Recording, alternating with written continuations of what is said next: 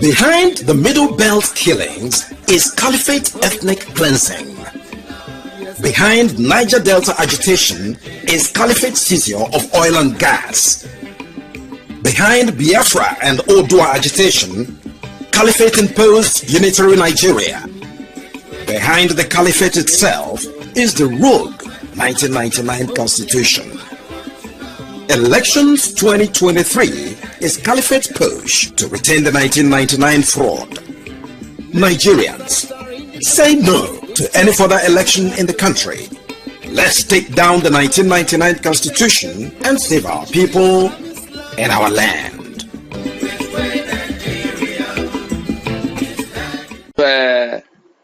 Asked everybody to come back today to this second edition of the Town Hall so that we can look at what has happened since after the first Town Hall on all fronts, and also what we need to do differently in going back to the drawing board so that we can get a different outcome with a different set of actions. It is in that light we go back to the title, the theme of the Town Hall, defining the change we seek, and distilling the how for achieving it. Now,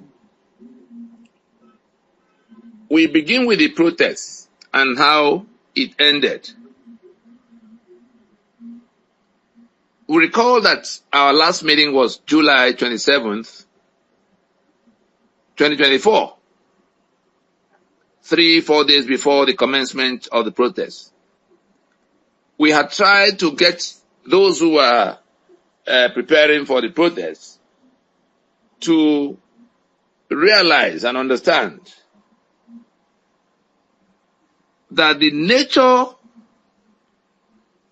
of the problem they're trying to solve is one in which, like a tap from which many evils are flowing. Every single thing that the protesters listed as what they wanted changed was coming from the Constitution of Nigeria. Whether it was the corruption that has eaten the place dry, or the fuel subsidy that was withdrawn, or the impunity they see, or the poverty and hunger that they live with, or the insecurity ravaging everywhere, all those things are flowing from the wrong constitutional arrangements of Nigeria. Every one of them. And so, if you wanted an end to those things, your demands must be framed in knowledge of that reality. Because if you do not frame it as such, you are going to have problems, because the system will stand on that constitution that empowers them to do all kinds of things, including killing protesters without consequence, because they're going to be talking about law and order and all kinds of nonsense. But if that protest, if the organizers had listened a little more, all they needed to do was to say, we are living in hunger, in insecurity. We see impunity, we see corruption all over the place. And we've identified where it's coming from. It is that constitution. We are discussing fuel subsidy today because we don't have petroleum products. And therefore we have to import. It is that constitution in its exclusive list that locked down the refining capacity that could have been available. And so, back to the constitution, as a cause of the non-availability of petroleum products.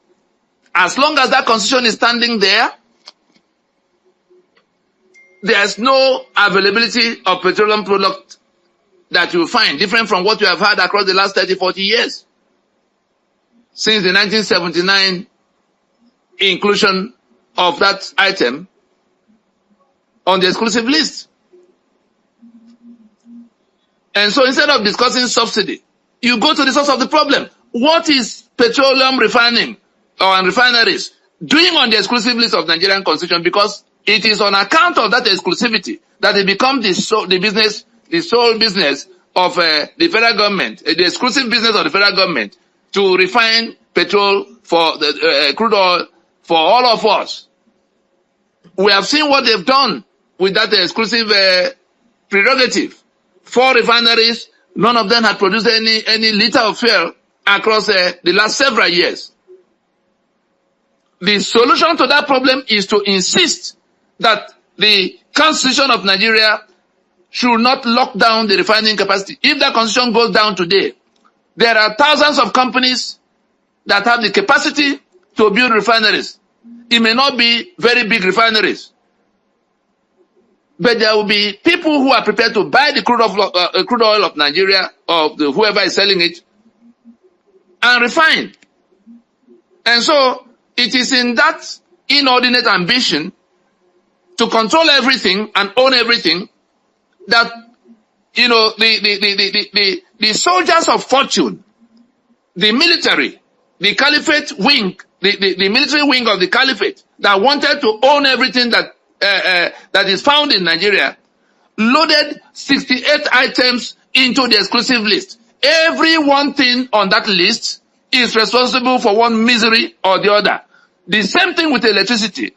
There's nothing that will bring electricity to you where you are, in Port Harcourt, in Abeokuta, in Ibadan, except that constitution goes down.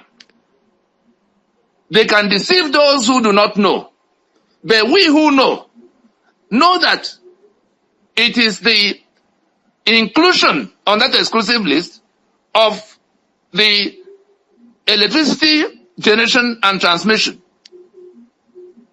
that brought us to where a country of 230 million people that will ordinarily require no less than 250,000 megawatts of electricity is still discussing 3,000 and 4,000 with a transmission a grid that cannot carry even all of it.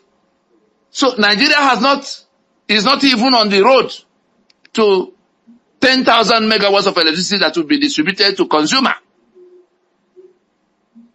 uninhibited.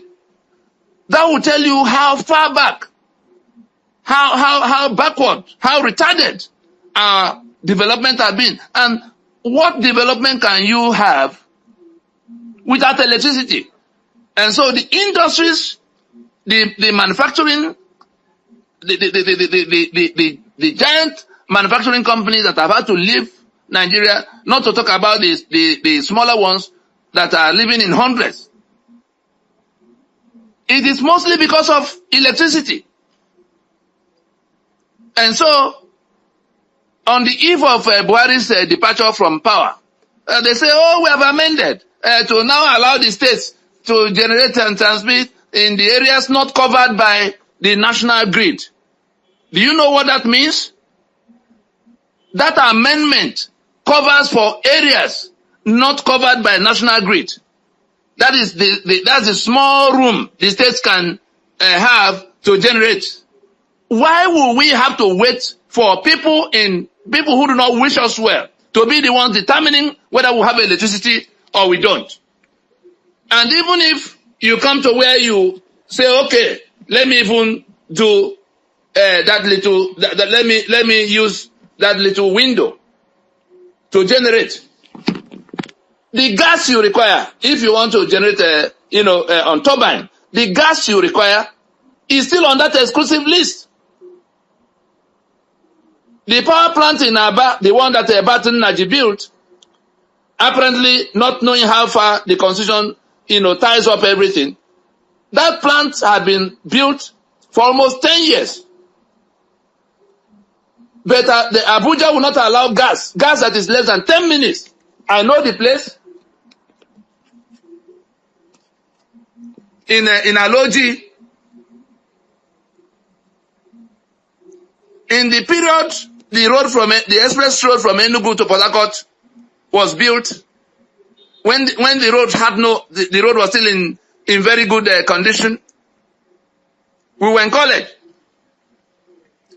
From the place, that power plant of Baton Naji, the geometric power plant you hear about, from where it is sitting to where the gas that was intended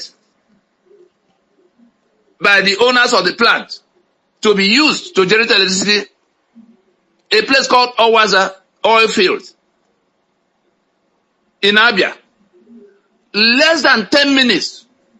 Less than 10 minutes if that express road was in the condition it was when it was first built. Less than 10 minutes drive. But why will it take 10 years to lobby and beg and go to Katsina and go to Kaduna and go to Kano to have Nigeria allow the owners of the gas to take a bit of gas to power the Aba that have been in darkness for so many years? Since they shut down Oji River power plant that runs on coal, the rest of the world still running on coal. The US running on coal, China running on coal, South Africa, majority South Africa that has a 60,000 megawatts. Imagine South Africa that is 1/3 of our size is having 60,000 megawatts of electricity, most of it from coal. And we have coal. The only reason we don't have electricity, especially in the parts that had that coal, because there was an Oji River power plant that generated the electricity by which Eastern region, kickstarted this development that became global example under Premier M.I. Okpara. It was the electricity from Oji River that was used to build Port Harcourt and Calabar and Enugu and Aba and all the other places. Chance Amadi Industrial Layout in Port Harcourt was built with electricity from Oji River. From the time in 1979 that Nigeria put electricity on the exclusive list, it became the business of people in the federal government to decide whether or not you have electricity. And therefore they shut down that Oji River power plant. Aba went dead. Onitsha went dead. Nnewi went dead.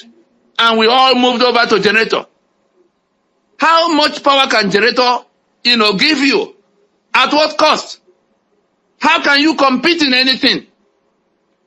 And there are lawyers in Nigeria, thousands and thousands and thousands of lawyers loafing around, unable to open their eyes to see that it falls on them to explain to the rest of the people that we cannot continue in this madness of locking ourselves down into 68 places.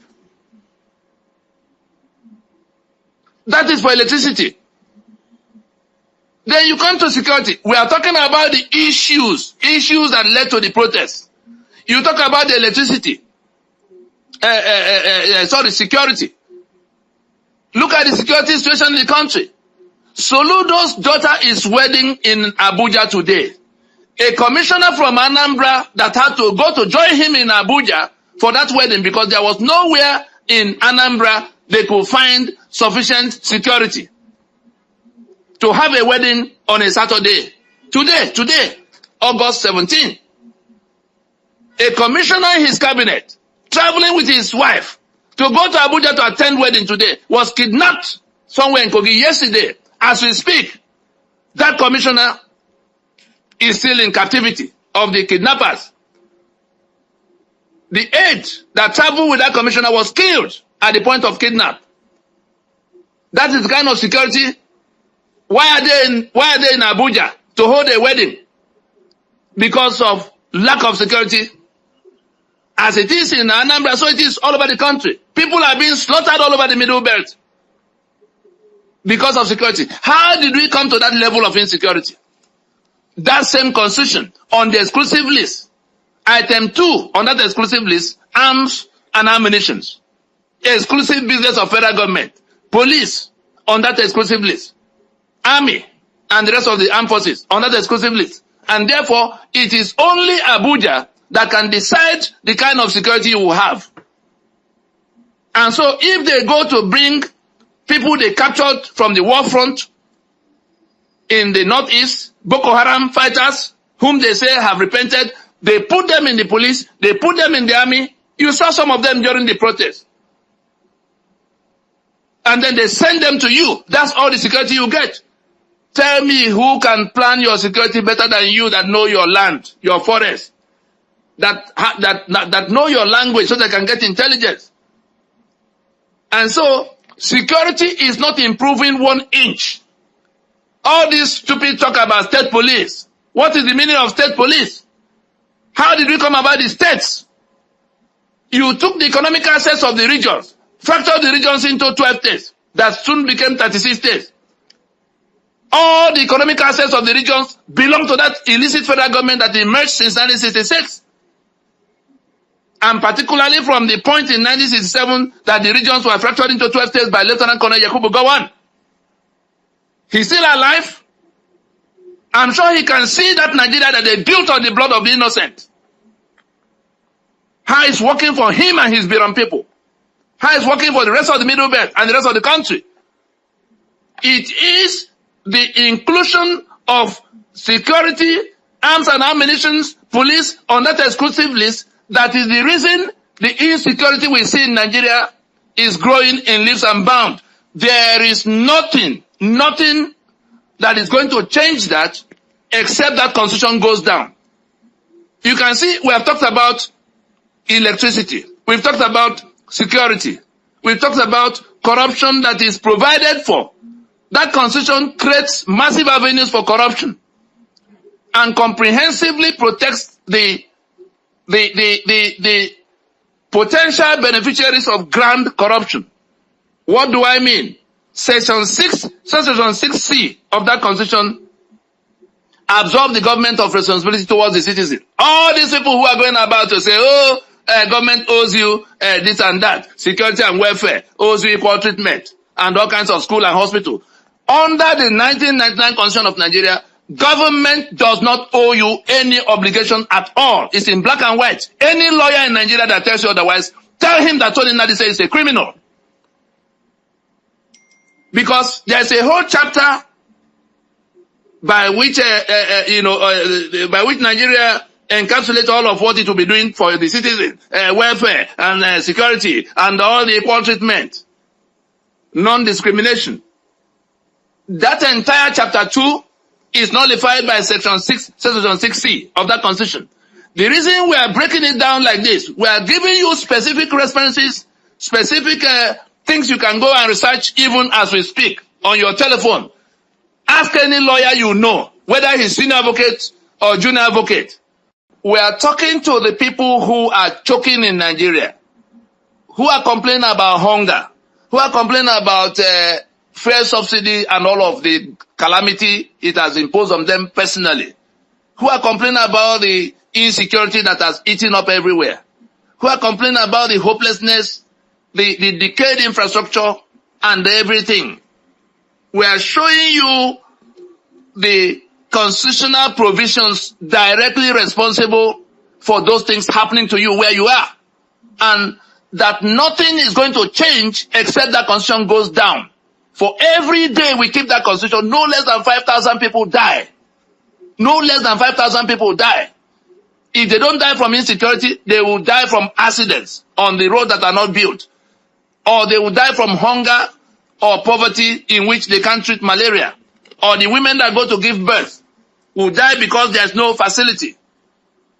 Or their businesses will collapse. Or the naira they rely on will lose value. You had 10 million in the bank that would be basis of living fairly well.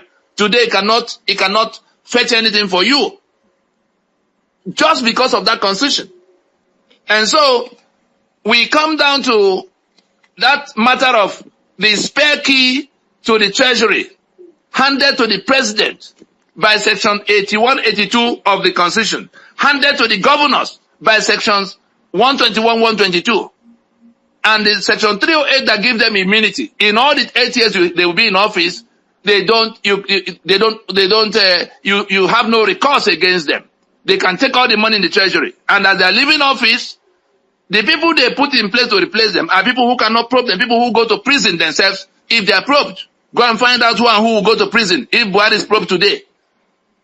Go and find out the ownership structure of that refining company in Malta and see who is president today.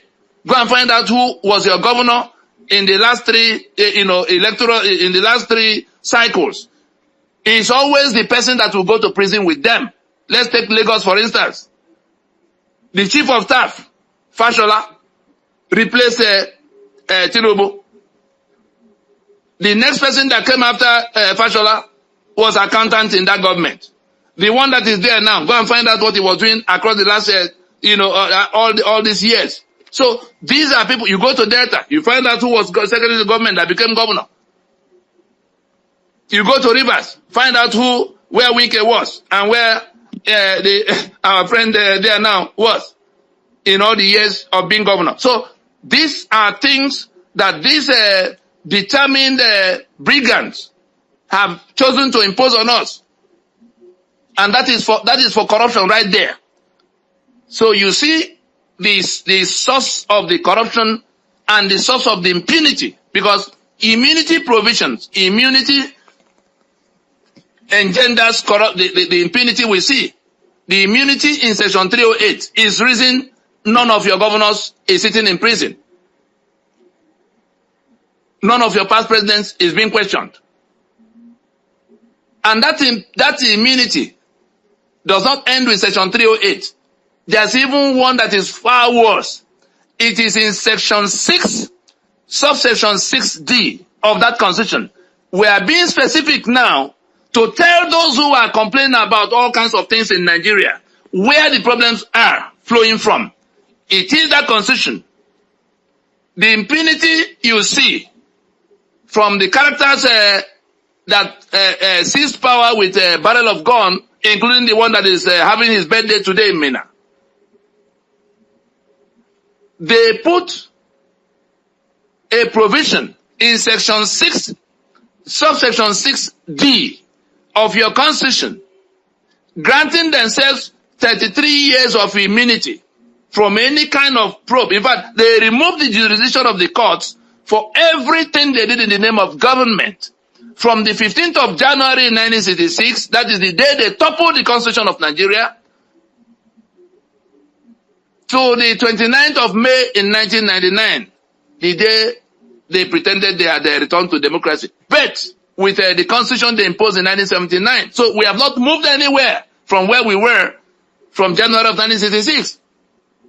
They granted themselves absolute immunity from any kind of questioning. That is, you can't even raise the issue of whatever they did. So whether they murdered 3.5 million people like they did in the East, or they killed their commander-in-chief, a lieutenant colonel, taking over as commander-in-chief from a general that did nothing, that was not part of anything that became the coup.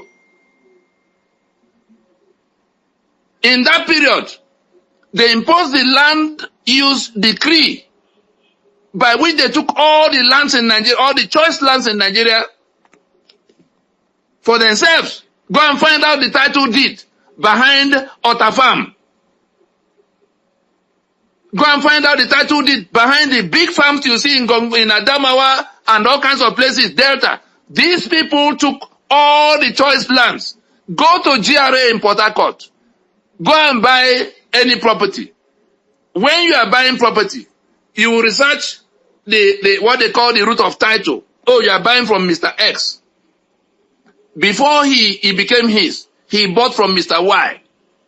Before Mr. Y bought, there may have been 3-4 buyers and sellers before you now come to buy in 2024. When you trace the root of title, you are going to find the one who took that land under the land use decree that they imposed in 1978. In that is covered by that period of immunity. 33 years.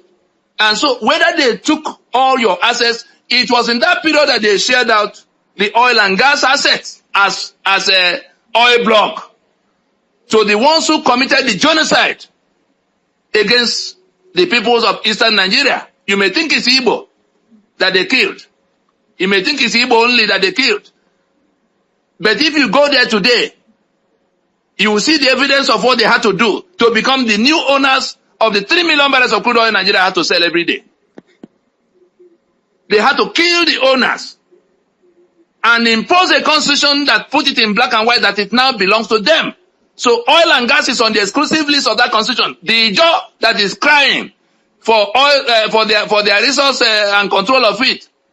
All of those who had ever gone to wage any kind of war for resource control, no part of that resource is coming back to you as long as that constitution is standing, because your oil and gas is on that exclusive list. It belongs to the federal government. And who is the federal government? In a situation where our federation collapsed since 1966, July 1966, the day they declared Araba.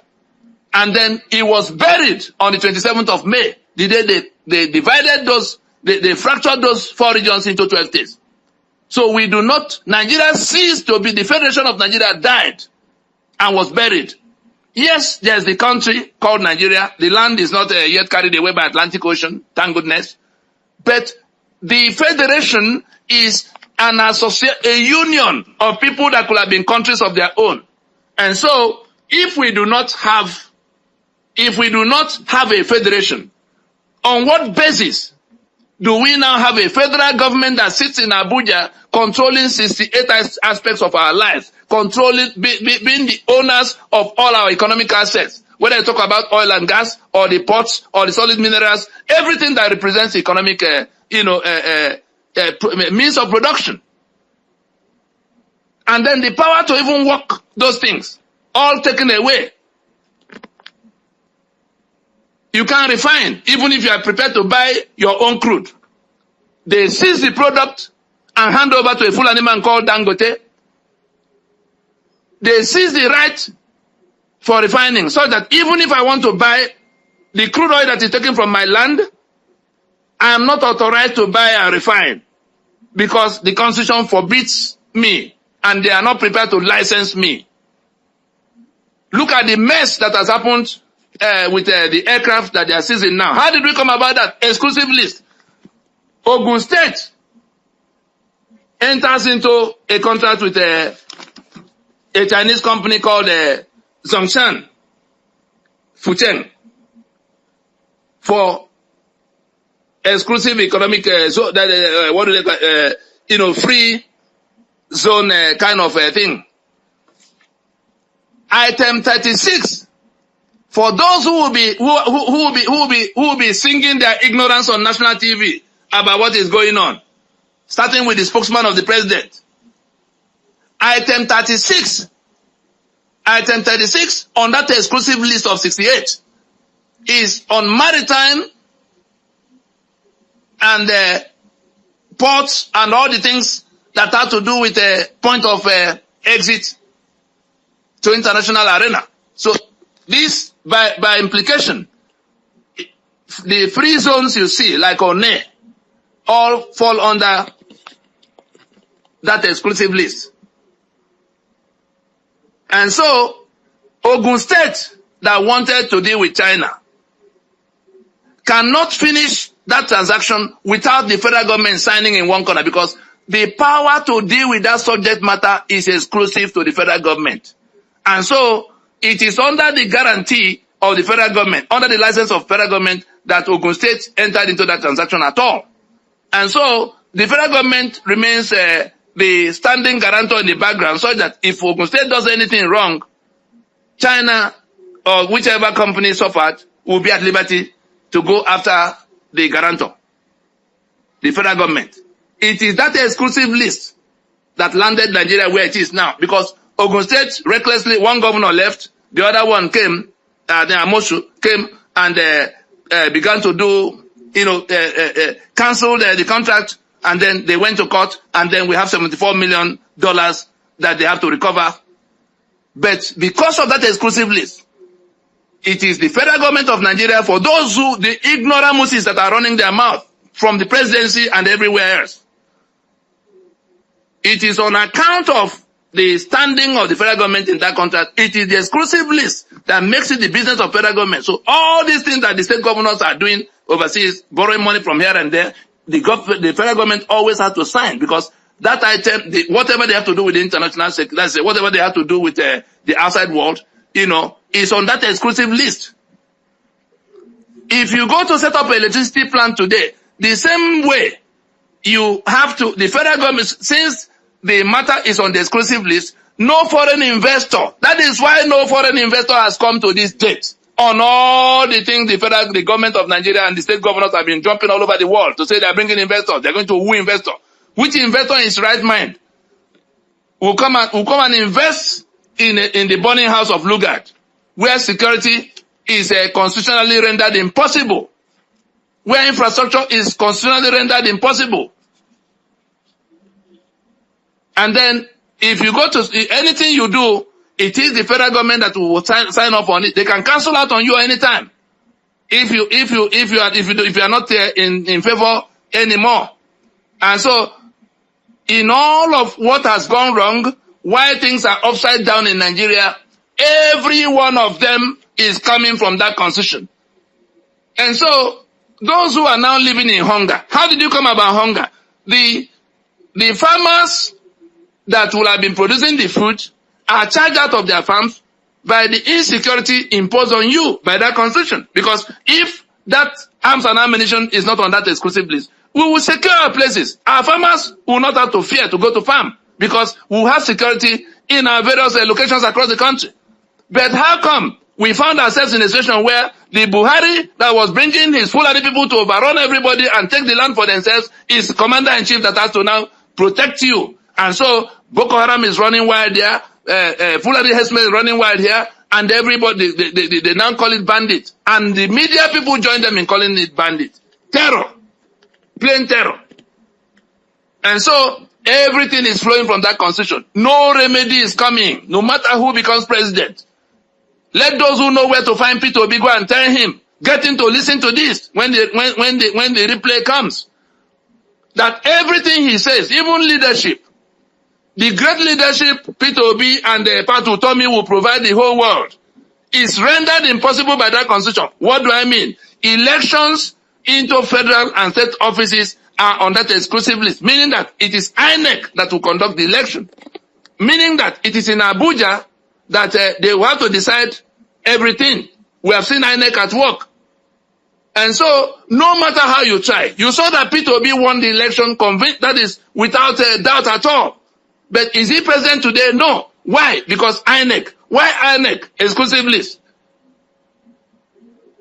As it is for the presidency, so it is for the governorship. You cannot become governor of your state if Abuja does not approve of you. If the caliphate that controls that INEC in Abuja is not in approval of you. Look at Imo State. How did they come about the hope in the place? And now we're talking about renewed hope that has turned a nightmare. And so, even in your state house of assembly, because it is election into federal and state that is written in that exclusive list, your state house of assembly, all those members you think you are the one who elected, or your governor, you think you are the one who elected. No. They process the people they don't want out of the way. All the people who will have been doing great things in your various locations, representing you or governing you, are screened out. So they look for the willing tools, the ones that are willing to do their bidding, the ones that are criminals, that are willing to do, that they have, some kind of blackmail on to coronate them. And so they can't do anything outside what Abuja dictates. That is the matter of leadership. They have now brought it further down to local government. In which INEC will now be conducting election into your local governments. I'm sorry for the people who are standing by, because by the time INEC, the caliphate-controlled INEC, begins to conduct election into your local governments, it is whoever they declare winner that will be the winner. All those Fulani people they deposited in your backyard here and there, all those people selling suya, who have been given birth, They bear Igbo name, they bear Yoruba name like you. But the Fulani know their own.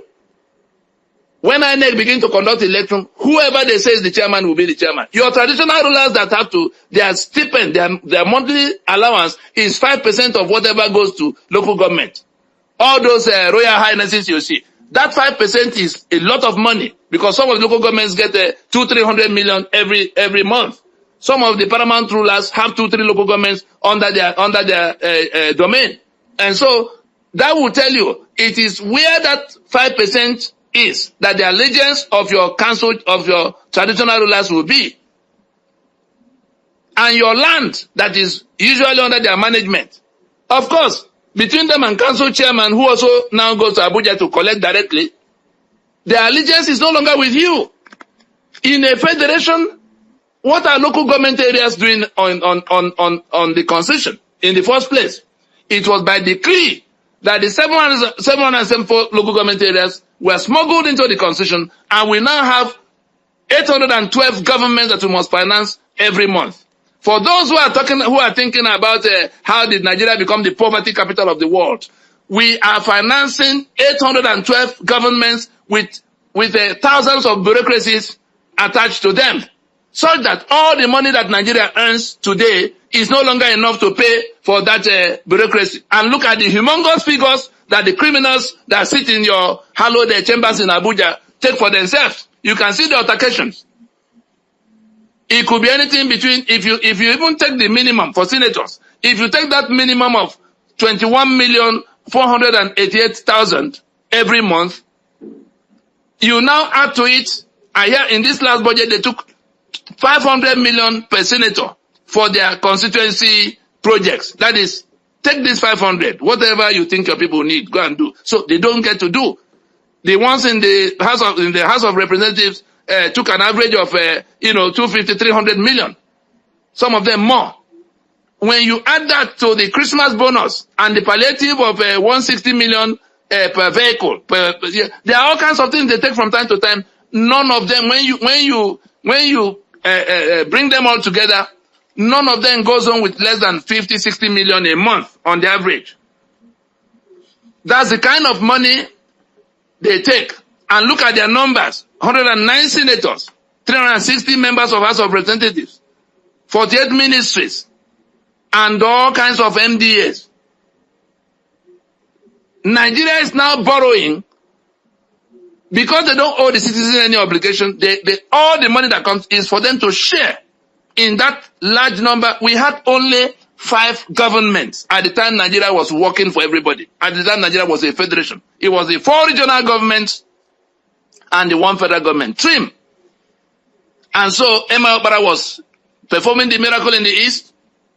Eastern Nigeria was reckoned as the fastest growing economy of the developing world of the time. These Asian tigers came to copy from Eastern Nigeria of Emma Okpara. We all saw what Awolowo did in Western region, still being referenced. Ahmadu Bello was struggling. Whatever the other people did, he tried to do. And so they were all in healthy rivalry until the darkness came in the mid-60s. And so what we are saying today is that Nigeria will go up in smoke in terms of collapsing. The people who are crying about hunger, you see, we have told you how the food that should have come to you is prevented by insecurity. Insecurity imposed by that constitution. We have also told you how your naira that should have been buying more, because these people are borrowing from the IMF and having to devalue because they have to finance this 812 government that we can do without. If that constitution goes down today, the cost of governance will go all the way down to less than 10% of what it is today. All the way down to less than 10% of what it is today. And the 90% and more will be freed to become part of what will go to citizens, welfare and security. As long as that constitution is standing, the cost of governance will only continue to grow, and the criminals who are managing Nigeria under the fraudulent constitution of Nigeria will continue to borrow money to share among themselves. amortizing into 40, they've borrowed 40 years into your future. And they're not doing anything with that money that will improve anything for you today. That is just to tell the protesters and all of those who are angry about one thing or the other. So your hunger is coming from the fact that the farmers cannot produce. The little that is available, the currency is devalued because those who are governing you under this constitution constantly have to borrow. The crude oil you think is there, being produced, our oil. Things have gone so bad on account of that exclusive list. Buhari was oil minister. Tinubu is oil minister today. You were hearing about crude oil theft. Nobody can steal one barrel of crude oil without the complicity of the commander-in-chief, who also happened to be the Minister of Petroleum. Between him and his appointees in NNPC, they do the paperwork. Any vessel that will enter Nigerian waters will have to pass through Navy. It's only the commander-in-chief that will ask the Navy to stand down for ocean-going vessels to come and carry crude. So not only were they stealing the crude by signing off and coming to carry it in the dark, undocumented, Buhari actually pre-sold crude 2 years, 3 years. So the production going on now, the crude oil that Shell and Mobil and Ajib are producing today, the monies of it have been collected by the previous administration. And so it's an empty. So Shell will continue to produce, Ajib will continue to produce, Mobil will continue to produce, but somebody who was president of Nigeria had collected money from people who are now to be supplied. And that money was used, you will hear about ways and means, 30 trillion. 30 trillion is the amount we are discussing for ways and means. That is money that the president took out of the treasury with not tied to anything. And we saw what he was doing with it. Building refinery in Niger Republic. Building railway into the Niger Republic. Otherwise, let us ask Amechi what he was doing as transport minister. Paying salaries in Niger Republic. Buying security vehicle for them. 30 trillion. Convert it to dollars. And you are asking how poverty came. How hunger came. So your currency is being devalued because of this reckless spending imposed on everybody by the constitution we have tolerated for 25 years. If I were to tell you, Nigerians deserve every calamity befalling them right now for tolerating that constitution for 25 years. We raised this issue within 3 weeks. Within 3 weeks of the imposition of that constitution in 1999. But everybody became deaf and dumb, greedy. Some want to be governor. So that is all about what the problems are. For which reason Ninas is telling everybody, whether you are in Sokoto or you are in Port Harcourt, or you are in Ibadan or Lagos, or Abuja, everything everybody is trying to do to solve these problems without first taking down that constitution, to rework it into something that can serve the citizen, to serve the peoples of Nigeria, is being done in ignorance, is being done in dishonesty, is being done in utter recklessness,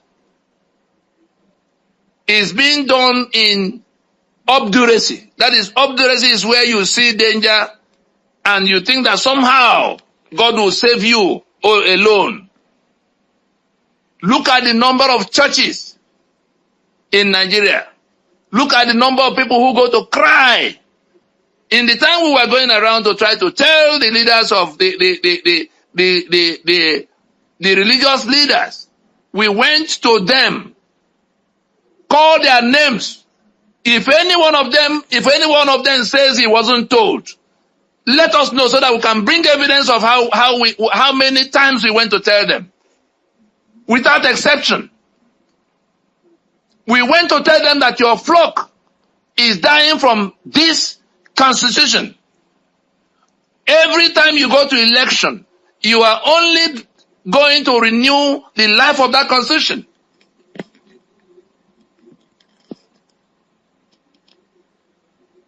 They are not interested. I hope I'm coming through. Yes, sir, you're coming through. Okay, right.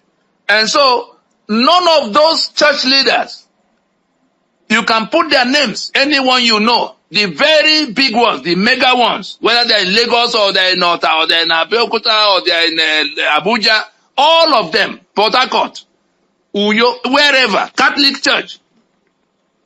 We went to tell them that this is what is causing the misery amongst your flock. This is what is causing the danger amongst your flock. They are being killed, they are being impoverished, but those church leaders decided to stay with the enemy, mobilizing them for PVC, to go to vote.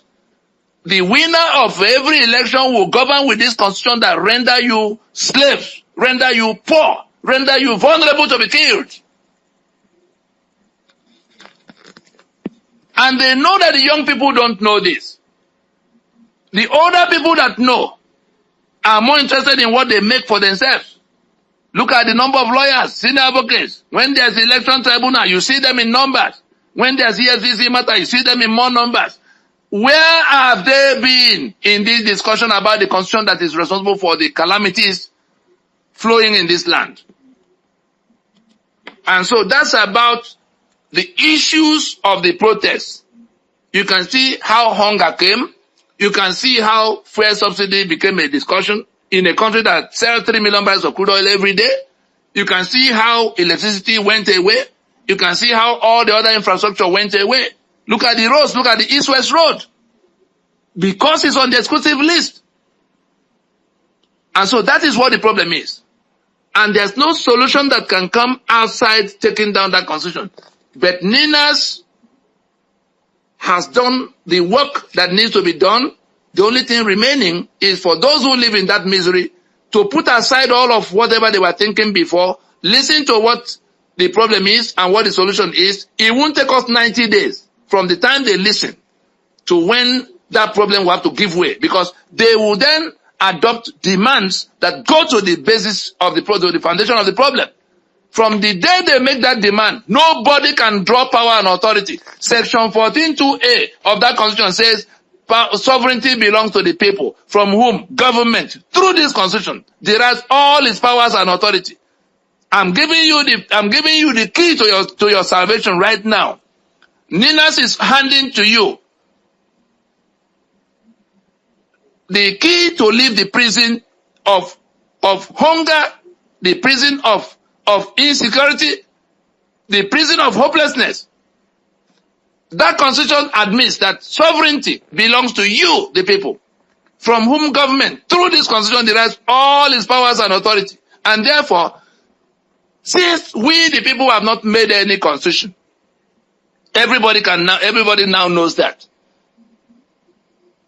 Where is the government drawing the power and authority by which is holding on to your economic assets everywhere in Nigeria today, by which is pointing guns at you everywhere today, by which is making laws that ruin your life, by which is making policies that ruin your life? The ones that say, oh, we would not sell subsidy. What is your own share of that crude oil that they are selling, for which they cannot pay? It's bad enough that our managers, we have a farm for corn. The farm is full with corn. Our managers are supposed to process what we need from that corn and sell the rest.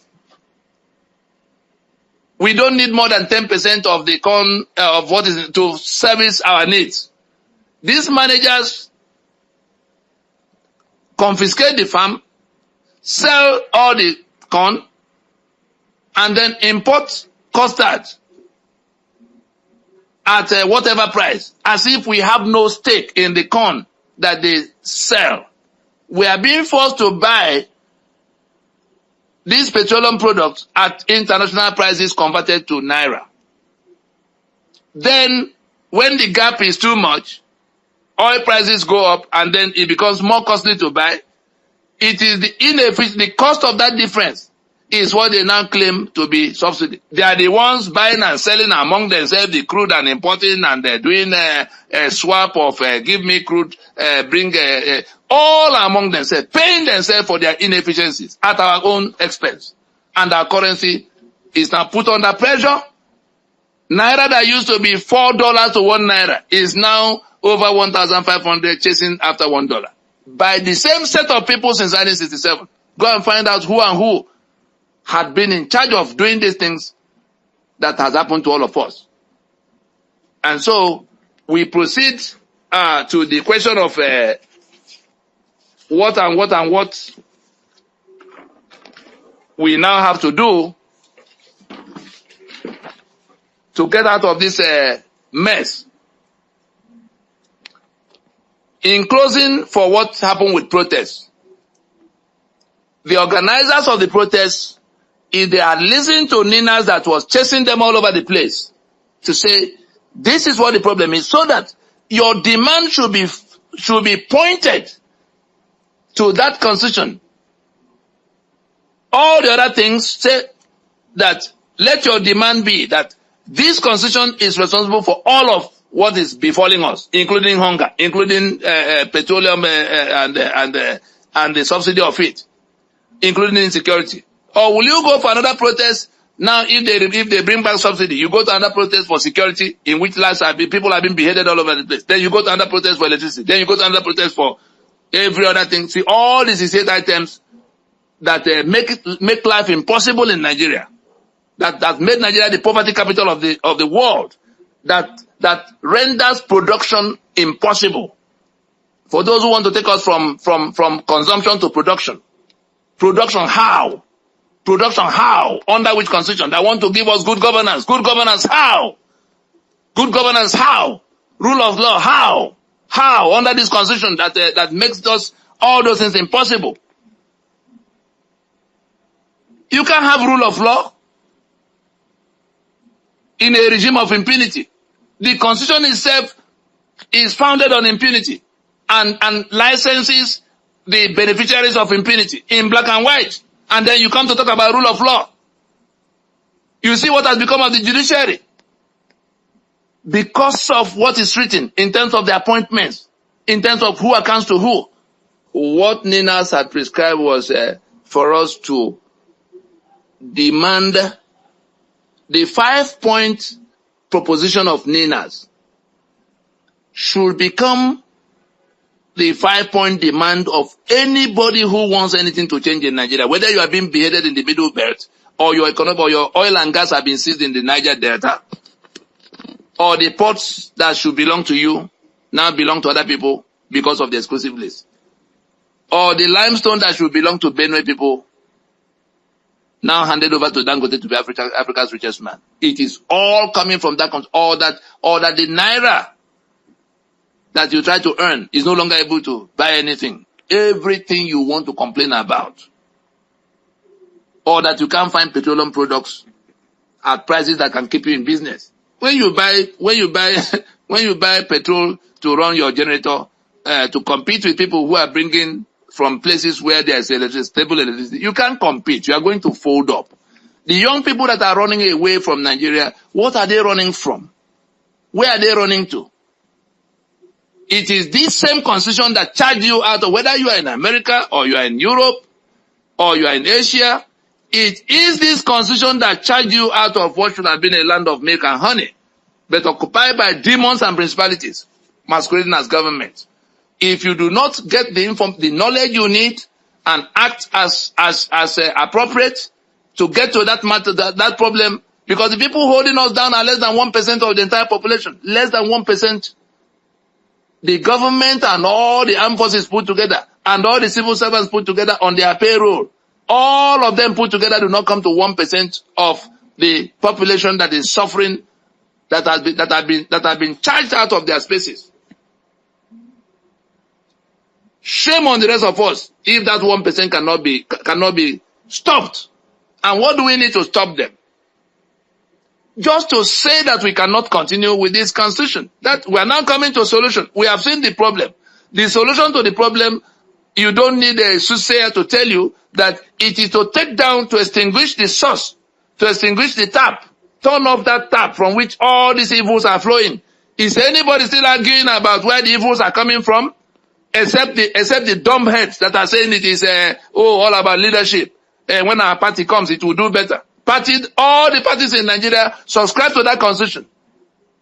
Should we not be stoning those who subscribe to the criminality of our signature being put on a document we knew nothing about, that has turned our lives into hell?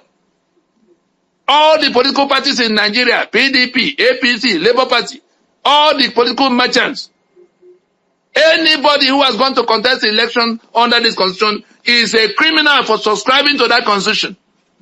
But the responsibility for stopping them should come back to we who suffer from that constitution. And therefore, the solution to the problem is to reject that constitution as basis of union. Like the South Africans, the black South Africans rejected the apartheid constitution that excluded them from their land. Otherwise, your sovereignty is taken. And therefore, all your economic assets and all your rights, you don't have a right to anything, including right to life. That's why nobody is brought to account anytime they kill you, including the ones that were killed in this last protest. Under this constitution, you are slaves. If anybody is telling you any other thing, tell him that he's a liar. Under this 1999 constitution, you are slaves. The slave is not entitled to any rights at all. The slaves have no rights. You have no right to your property. That is why the oil and gas in your backyard belong to Mederibe in Maiduguri and other people in Kano and Katsina. The slave does not have right to even his life. And so, for every day you keep this constitution, doing PDP and APC inside it, you are the ones authorizing your own damnation, whether you are killed or you are impoverished. And Ninas is saying we can terminate the life of that constitution today because the prerogative, the exclusive prerogative of making constitution is yours, is the peoples of Nigeria. If you doubt me, go to section 14.2a. By their own admission, they say sovereignty belongs to the peoples of Nigeria, from whom government, through this constitution, derives all its powers and authority. The contention of Ninas is that the three falsehoods in the preamble to that constitution, that we the people, meaning that you who own that exclusive right to make constitution, have solemnly resolved to live in unity forever as one indivisible and indivisible union. Therefore, hereby make and give unto ourselves the following constitution. And so, those three falsehoods are the reasons you are where you are today, are the reasons you are being killed, are the reasons you are being impoverished, are the reasons you are being shot at, are the reasons your naira is collapsing. It is alleged that you decided to live in this hell under the conditions you see here, because the exclusive list is in that constitution, credited to you.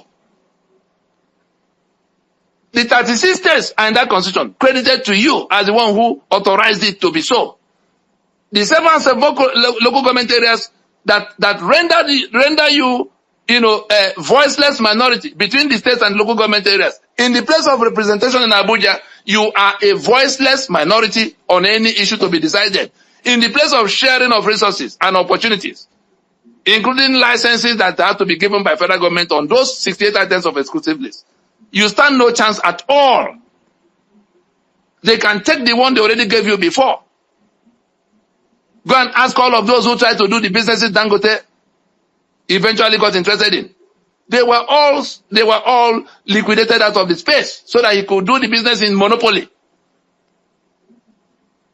Why is it so? That constitution, and it is your signature sitting there in that false claim that you solemnly resolve with others, and that you wrote, enacted, and made this constitution for yourself. Why will such falsehood not be challenged and terminated? That is what Ninas have been inviting you to for 25 years. But you stop your ears and go voting in elections in which all the winners will have to swear to defend and uphold that constitution, will have to govern you by that constitution. All the structures that rendered you the slave you have been remain in place. Somebody who bears a name that looks like your own, like Tinubu that looks like Yoruba, and he's president now. But has that translated to any freedom for the slaves in Yoruba land under this constitution? No. They are suffering the hunger. They are suffering the insecurity. They are suffering the hopelessness. The Naira is not any stronger in their midst than it is in Port Harcourt. And so, let us know it for sure that every day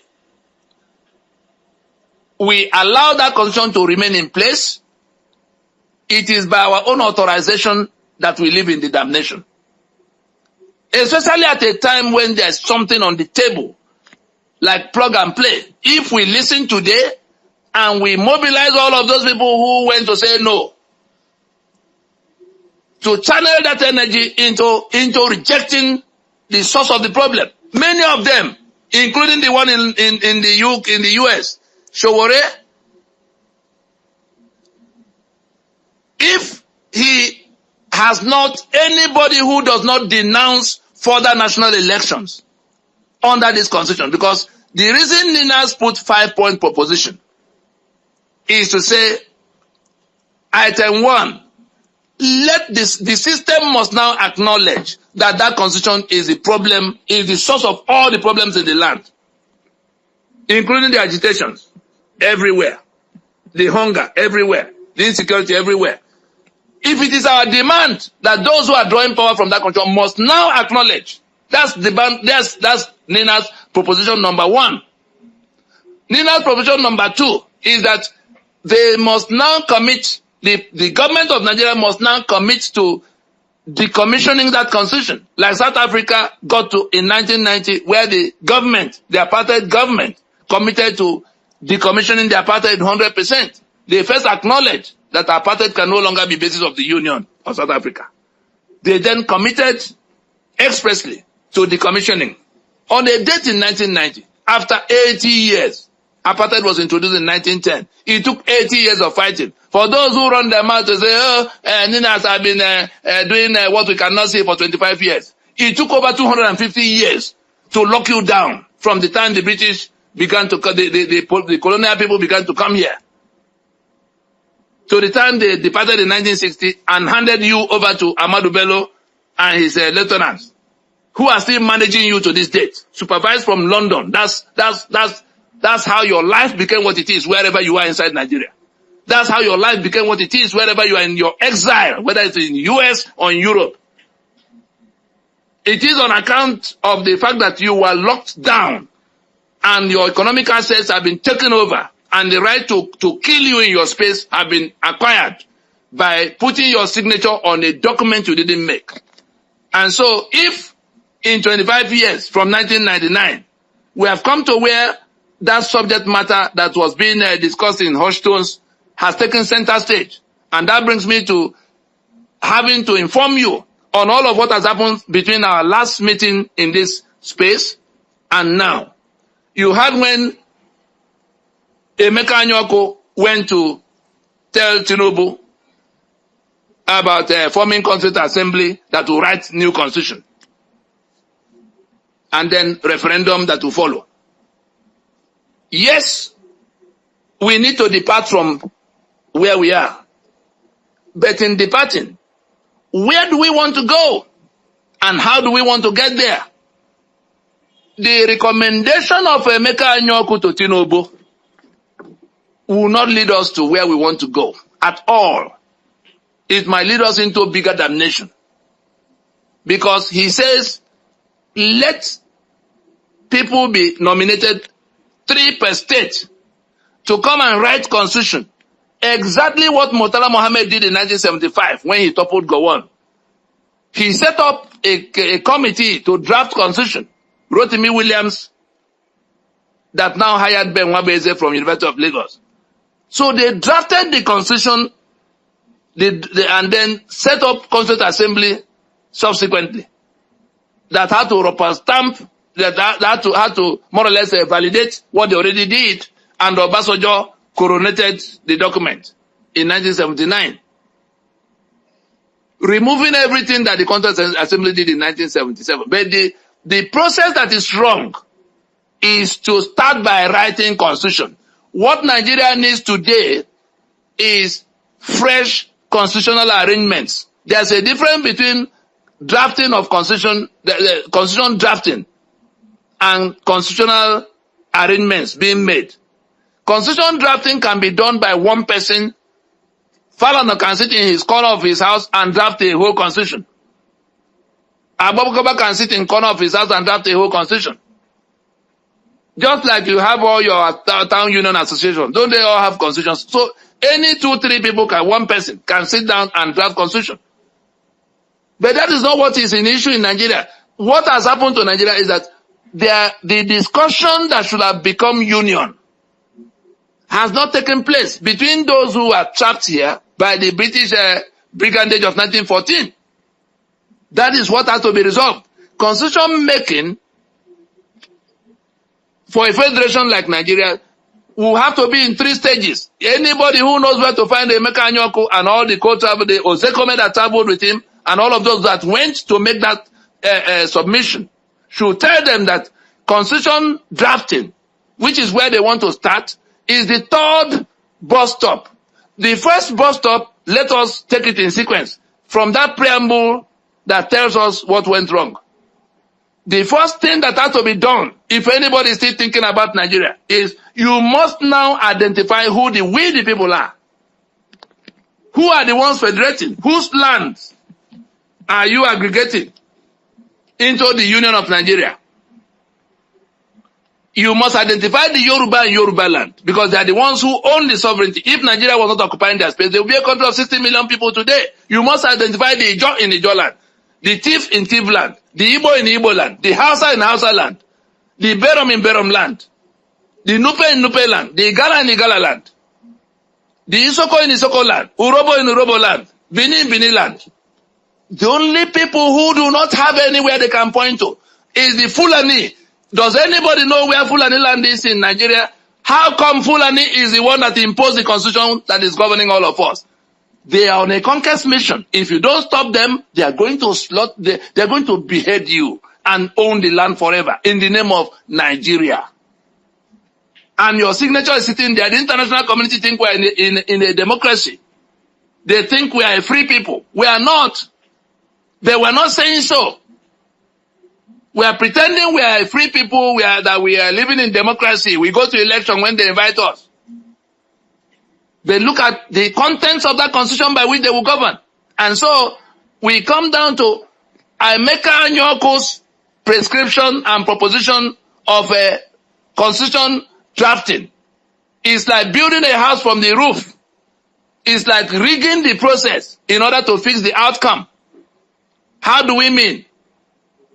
The British in 1914 avoided the owners of the sovereignty when they amalgamated everybody without talking to them. The people they signed the treaties with almost 60, 70 years before, they didn't call them in when they aggregated their lands into the union that became Nigeria. From that time, they had avoided the owners of the sovereignty to this date.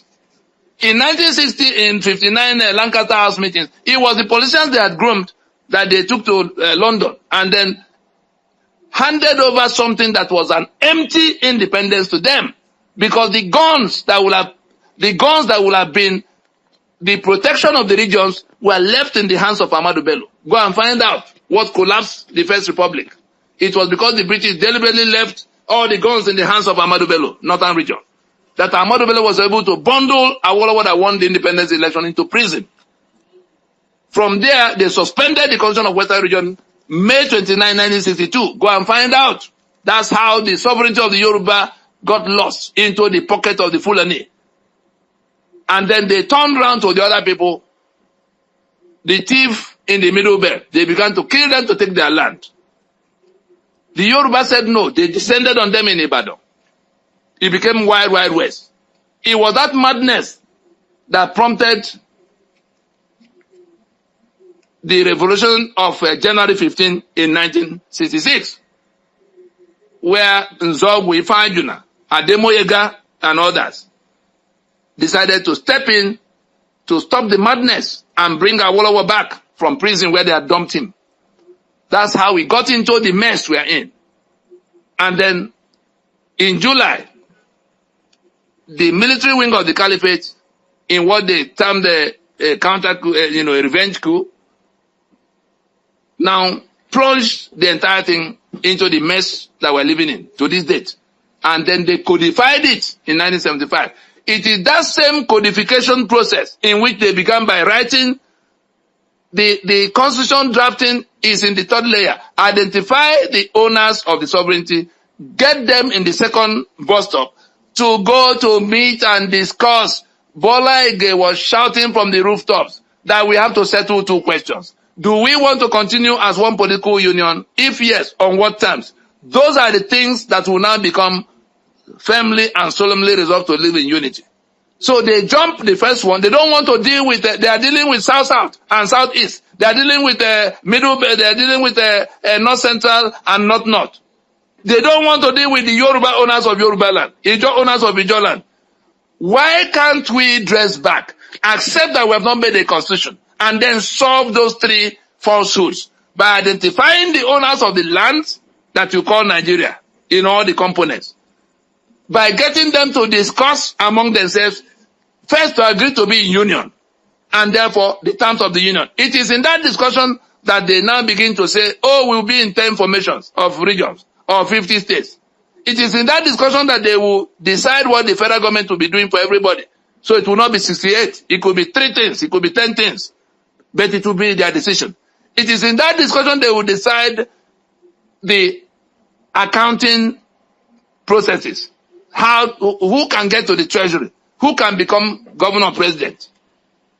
How do we manage our election? It is in that discussion of wanting to be one political union that they will settle all those things. Emeka Anyoko and Co., Emeka Anyoko and the Tinubu that they went to see do not want that to happen. Therefore, they begin by drafting, they select the people they select, they say 3 per state. How did we come to 36 states? In which you are now selecting 3. We are saying we don't know anything about the 36 states. The Ijo I know, the Isoko I know, the Yoruba I know, the Urobo I know. I don't know what Imo state is, or what Abia state is, or what Southeast geopolitical zone is.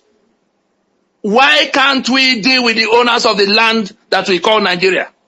Identify them for who they are on their father's lands, and get them into a process by which they discuss. We go into transition. And that is, I'm now getting to what we need to do to get to the solution. We must insist that we cannot go to another election. We have gone to 7 elections so far. 1999, 2003, 2011, 2015, 2019, 2023. 6. People are already talking about the 7th one. Under the same constitution that ensure, that guarantee your misery. Are we under a spell not to realize that for every time? Right. So as it is, the action we need to take. I was talking about what Emeka Anyoko went to ask Tinubu to do. That request to go and draft constitution with a representation from 36 states is completely unacceptable to Ninas, is the opposite of what we need to do. They are only trying to preserve what they have. They are trying to preserve the Nigeria that sucks your blood. All of them.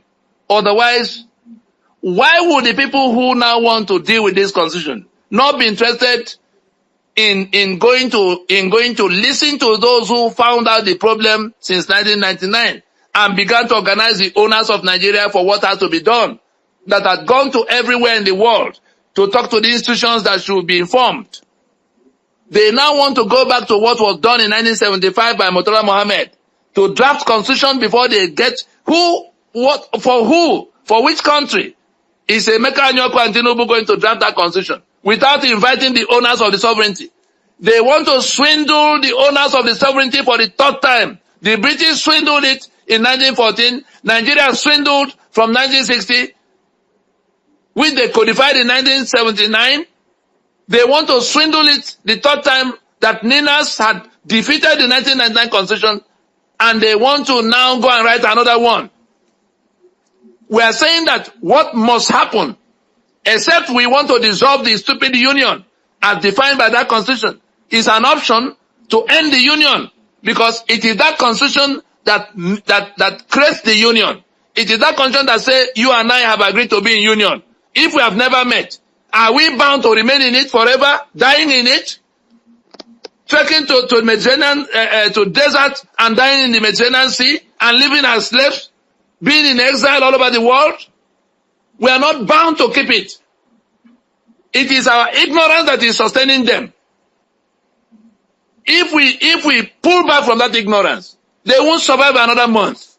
If we say in unison that we can't continue under this constitution, and the way we can say it is to reject further national elections under it as a matter of immediate, and to even reject the people in government house now must show us the source of the power and authority they're exercising. And I use that word authority in limited sense. They have power. Did you authorize them on election day? Because it is by election that you authorize the people that will come to exercise power for 4 years. On the 25th of February in 2023, Nigerians certainly did not authorize this set of people who are now pointing guns at everybody and stealing the country blind.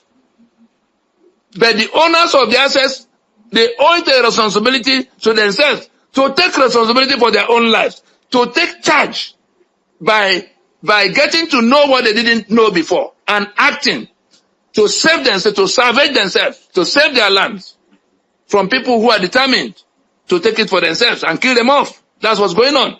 And so that proposition of going to write constitution before the owners of the land discuss, Ninas then says in item 4 of our propositions, item 1 we already know, acknowledgement that this is the problem that has to be solved. Item 2, the commitment to solve the problem. Item 3, the commitment to suspend further national elections. It must become our demand that we cannot go to another election under this constitution. If we are not making that demand, then we want to perish. If we are not making that demand, then we are dishonest. If we are not making that demand, we are ignorant to the extent that kills. That you reject this constitution and you are preparing to go to another election under it. What has been the outcome of all the elections that have happened since they imposed that constitution? Look at their own lives. It's been growing in leaps and bounds. Billions and trillions being shared. Look at your own lives. It's been shrinking and shrinking to the point where you can no longer feed. But you are the one sustaining it. It's you going to renew the life of that constitution that keeps them there. So we say, item 3, let us say we cannot go to another election under this constitution, meaning that they have to suspend the talk of going to election in 2027 under that constitution. And what do we have in place of election? A transition. It must now become our demand that in rejection of that constitution, since the winner will have to govern by it and our life will continue to be ruined, we reject that constitution. We insist in place of election on a transition now. Those in government house, we are not anarchists. We are saying that those in government house can remain like South Africa did in 1990. The government of Frederick de Klerk remained, the parliament remained, but there was Codesa. The owners of the sovereignty went into another room to discuss the terms of their union, to be in union. And for those who may not know, the Codesa in South Africa that lasted 5 years, the first 2 years was whether they want to be in one union. The ultra-conservative whites say they cannot be in one political union with the blacks who may become president. It took them 2 years of discussing that before they came to where they couldn't find where to draw the line to say, okay, we divide the country. No, because the white people spread themselves all over the place. Nobody wanted to move from his own part so that they can have a white country and a black country. So they now settle for rainbow. The balance of the 3 years was in discussion. That is what Nigeria needs to do as urgently as it can be mustered. Every day they refuse to do it. They are bringing the danger closer home, exponentially, more likely to be so that this place will go up in smoke. Because those who are being tormented in this union of death, under this falsehood of that constitution, are not going to fold their arms and die to the last man. The remedy available to them is called self-determination. The basis of self-determination is their sovereignty. As long as it is Yoruba people occupying Yoruba land, their sovereignty belongs to them. Every other authority, every other thing imposed on them is a sovereignty, just like the British. The federal government of Nigeria of today is exactly like the sovereignty of the British that suppressed our sovereignty. Sovereignty never leaves you. It can be suppressed for a while. As long as you are on your land and you are not being conquered in that land. So Yoruba is in Yoruba land. Ijo is in Ijo land. Igbo is in Igbo land. Thief is in Thief land. They've not been dislodged by anybody else. And so sovereignty belongs to them. And it is the aggregation of their sovereignty that you call Nigeria. So if all of them say today that on account of rejecting the constitution that conscript their sovereignty, that hijack their sovereignty, that they will not go to any election, who will sit in Abuja and say it cannot be so?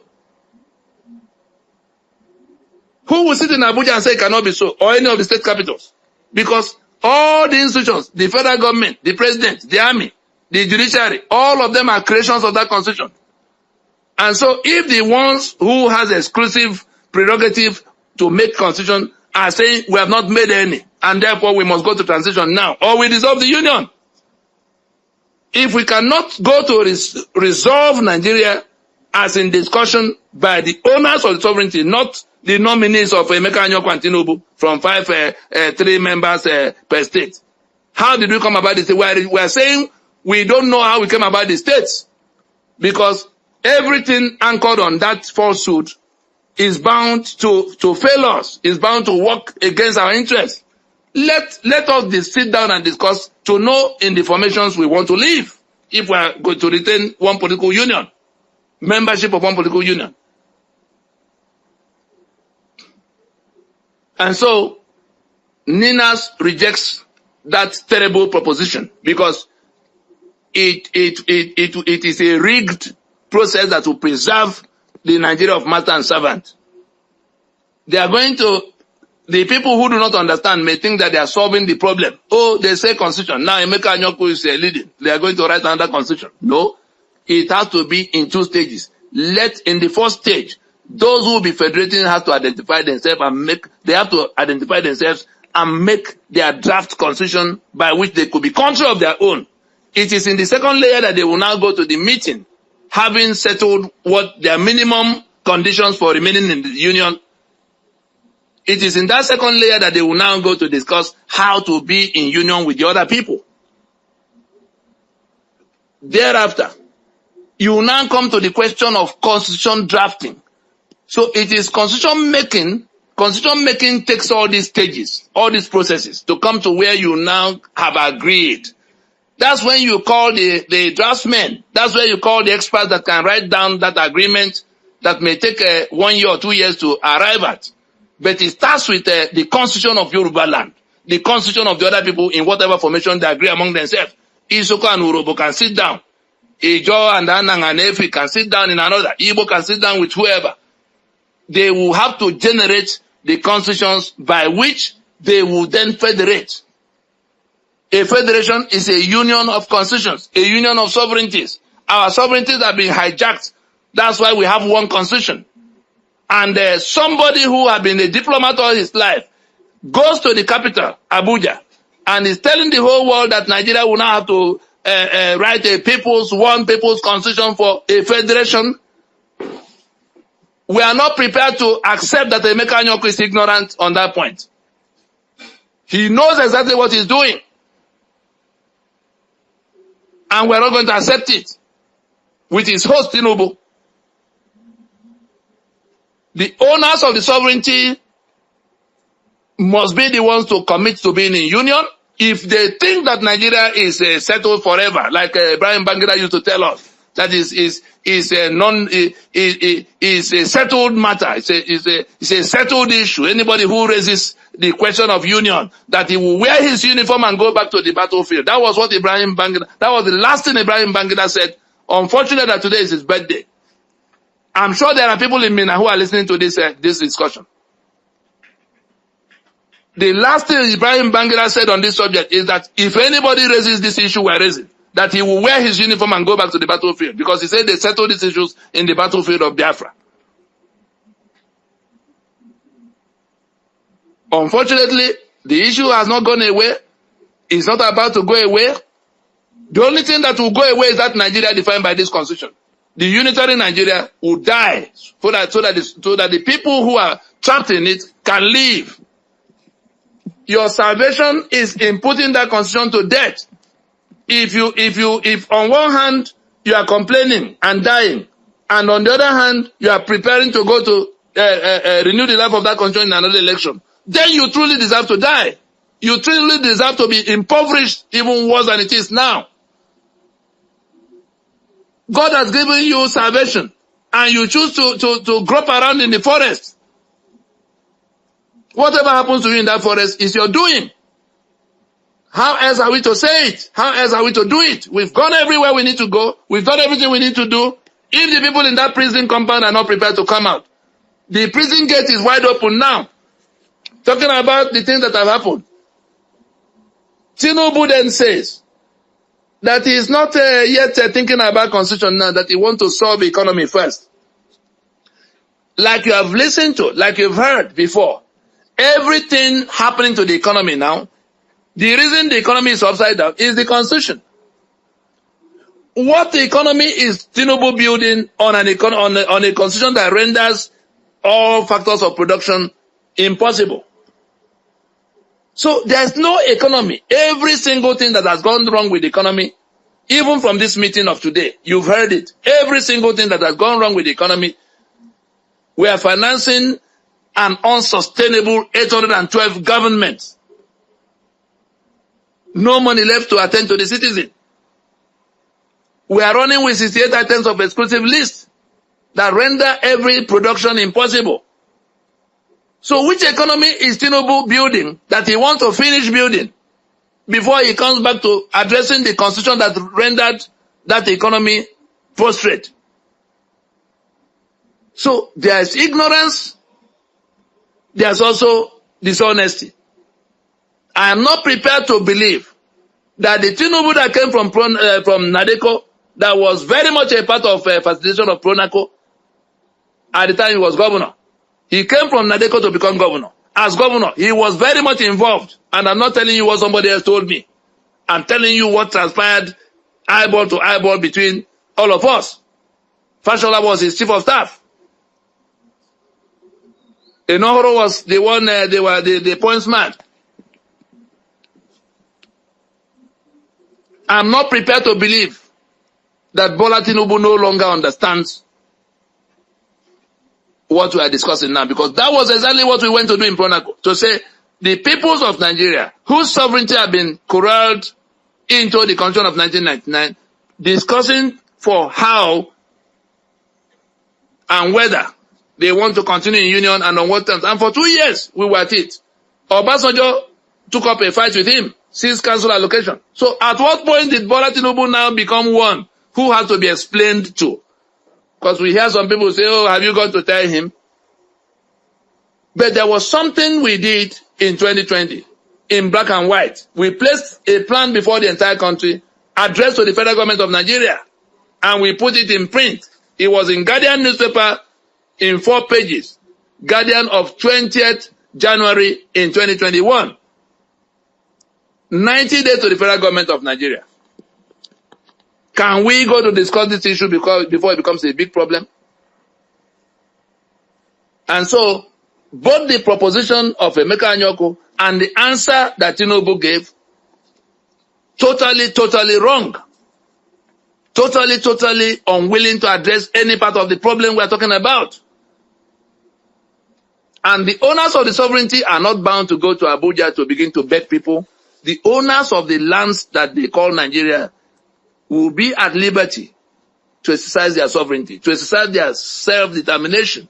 Because you cannot continue to ruin their lives with a document that is a forgery. You put their signature on a document they knew nothing about, and you sit in Abuja sharing their blood in trillions of naira and billions of dollars amongst yourselves. It's not going to stand. And so we saw again some of the things that are happening. I'm sure some of us saw the podcast that went viral in which some Hausa people were saying no to Arewa. That is, there's no Arewa anywhere. Those are the things that are showing us that we're making progress.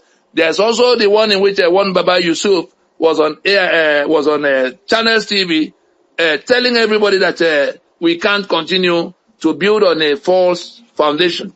That this constitution is like a building with a damaged foundation. Nigeria, you are building on this constitution, is a building with damaged foundation. It will collapse and kill many people. And Ninas is saying, we must stop work now. We must reverse from where we've been and go and sit down to work out what will be the union. And so, as we leave this meeting today, what we're inviting you to is something you can do by yourself to terminate the life of that constitution. Reject very loudly, as loud as I've been sounding in this meeting. Everybody who is rejecting what Nigeria is doing to him, whether he lives in Nigeria or he lives in America, must join in saying we can't proceed any further inch to another election under this constitution. We must reject the political parties that are dragging us to election. Tell them that under which constitution are you going to provide these goodies of life? Under which constitution are you going to govern? If you win, will it address that preamble that says we the people submitted our sovereignty to you? Will it address the 36 states? Will it address the state items of exclusivity if any of the parties win, not the APC that has ruined the whole place, or the PDP that did so before them, or the Labour Party whose candidate says that constitution is not the problem? Can we see the depth, the gravity of the offense people will be committed in saying that the constitution is not the problem? Listening to, even from this meeting alone. Because those things are there to be verified. He may not be a lawyer, but there are all kinds of people parading around him who are lawyers. If they can't explain to him, does he not owe himself the duty of coming to learn? Because it has been explained to him before. He came public saying that the Nigeria is like a vehicle with knocked engine. Where did he find the engine to load obedient movement people into? To come and provide leadership in a criminal enterprise? Then they voted for him. Why is he not in government house today? That same constitution. And so, what to take away from this meeting is that the solution is in our hands. To reject that constitution and demonstrate that rejection by our rejection of further national election. To insist on transition right now. All the other things we are clamoring for. If we insist and adopt that 5-point proposition of Ninas as our 5-point demand from this government, I tell you, in a matter of days, they will make that kind of announcement of U-turn that South Africa made for apartheid constitution in 1990. If they do so, all the other things about subsidy and hunger, then Ninas will stand on what we have all agreed. To make the demands that can solve the other problems in a matter of days. It won't be 1 week. There's no reason we will not compel our managers to suspend some capital projects. Dave Umahi is pointing at the highway he will build to Shanghai. For people who are dying of hunger, you sit in Abuja and you are building things that will not be finished in 5-10 years. Who are you building it for? So we can insist the sovereignty belongs to us. The government is our servant for the purpose of what we are discussing. We can't be in hunger and our managers are building a stadium for Olympics that may happen in 2040. That's the kind of thing they prefer to do with all the money they gather in Abuja. So we can insist on what they have to suspend right now. We can insist that the humongous sums they take for themselves every month, pending when we prune down from 812 government to something. So in closing,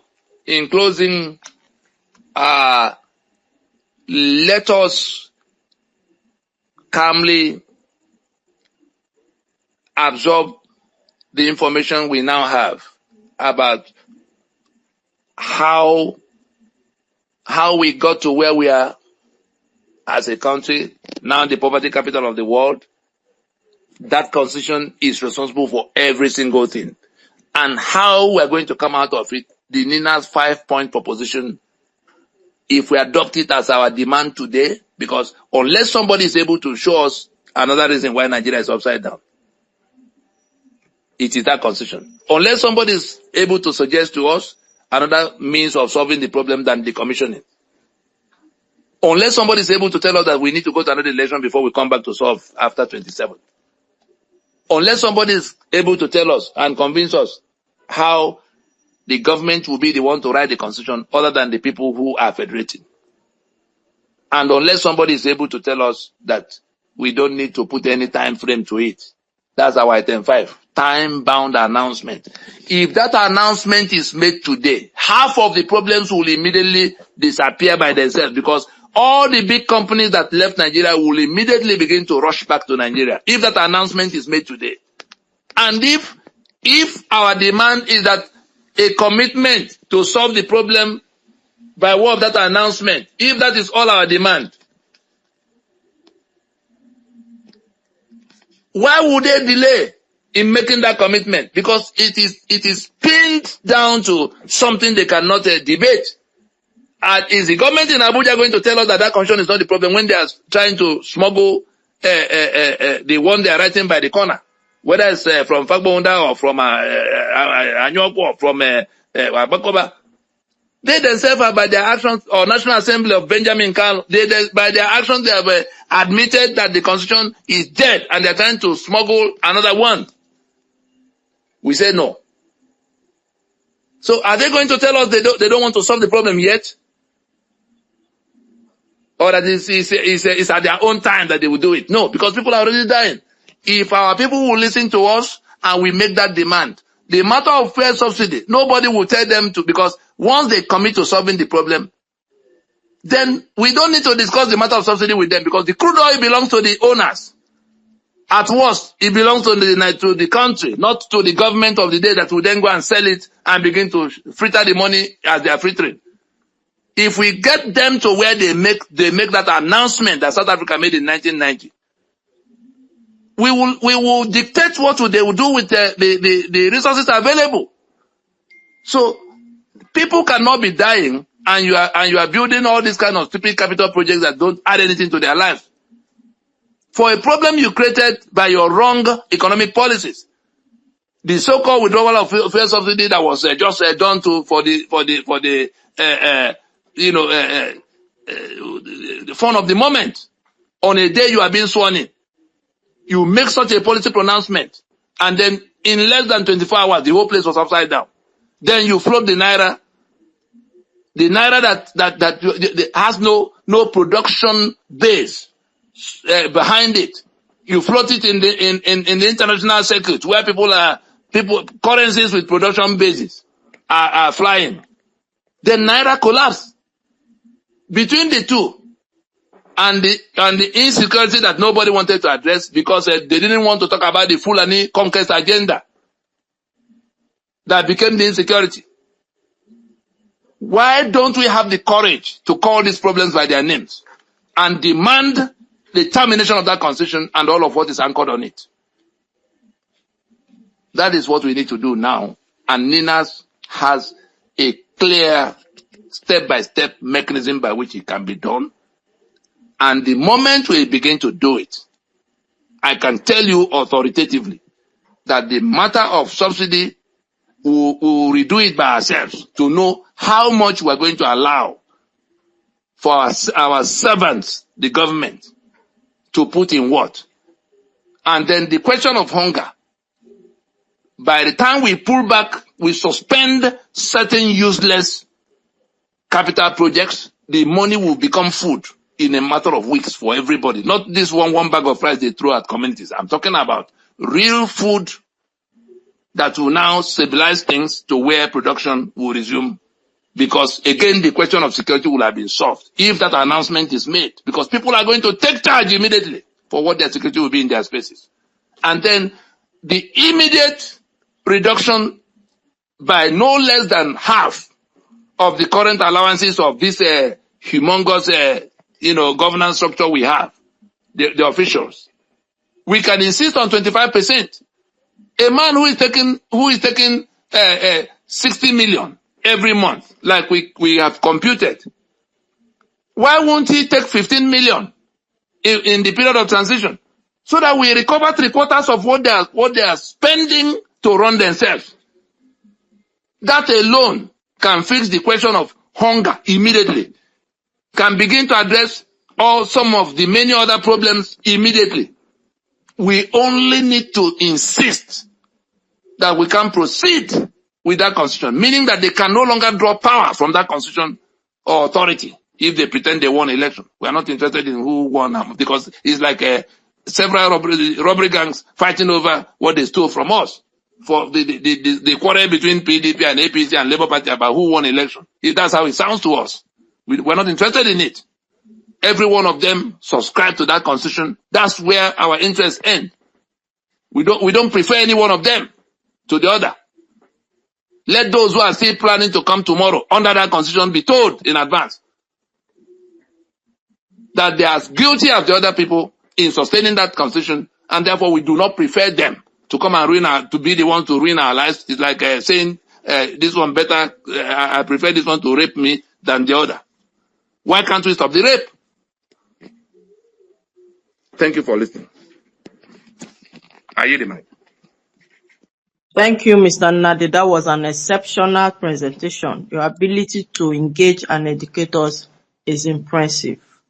The floor is now open for questions and comments. Please keep your comments or question concise and relevant to the topic of the day, and also maintain a respectful tone. To ask your question or make your comments, please raise your hand by clicking on the heart icon located at the right hand bottom corner of your phone. Then select the raise hand icon or option. Mr. Kani, please accept the invite, and you have the floor. And Mr. Moses, please, Mr. Kani, ask your question, please. Hi, everyone. Good evening. Can you hear me? Yes, go ahead. Okay. Thanks for organizing this, and I thank Ogatomi too. My question and comments are this. How do we get Ninas to get to the discussion table? Just like we saw Emeka Nyako and others going to the government, how do we, as Ninas, the 5-point proposition we have, how do we make our voice heard and demands known to the government and even the people that we are agitating for? Is there any platform or system we can leverage? Just like you circulated the proposition back then in Guardian newspaper, we can engage social media. That's just one suggestion. Is there any way this thing you are telling us now, how do we make it known to the general populace so that we know where to focus attention and then make our voice heard to the government so that they know these are the things that we must do? How do we get to that discussion table? Thank you. Thank you. First is to inform you that we do not need to go to our managers. We are the owners of the enterprise. We do not need to go to do obeisance to them in Abuja and wait to see the imperial majesty of president. the owners of the sovereignty can decide to sit under a mango tree in Ibadan or in Ogoja, if that is where they chose to converge, that management will have to come there because they can dissolve their union sitting under that mango tree. That's the first leg of answer. The second answer is that what we placed before the government in 2020 is in print and there to be retrieved by anybody who wants to look at it. The only reason they have not looked at it is that the ones who are living in that damnation have not joined. That's all Ninas have been in. That's just about 5% of the entire task of bringing down this monster to free everybody. For the people living in that damnation to join in saying that they reject that constitution as basis of Nigeria and the democracy of it, just to get them to say, how will we have gotten to them? The media, in some kind of conspiracy, is working with the system. Of course, you see the owners of all the media houses. We don't need to tell you who owns AIT, no, not AIT now, This Day and its Arise and all the other ones. Apart from Guardian newspaper that has really stood apart. The other ones, we see who is controlled. The owners are the very people that have been tormenting us. That's the media. So the media is blocking this information from getting to the people. Look at all the people they bring to TV every day. And they know that there is a better understanding of what the problem is and a better solution of the problem. But they are all united in blocking that solution while they sit in Abuja sharing the blood of the people. Secondly, the church leaders in Nigeria, the religious leaders, particularly the Christian community, the Christian religious leaders, the same will apply to the Muslim. But let us even begin with the ones we know, the ones that became very notorious for mounting the pulpit to mobilize the people to go get a PVC. We went to them. You are asking, how do we get the thing to come to discussion table? If we went to them one after the other, including the El Buba that was leading protests, you saw him mobilizing for PVC.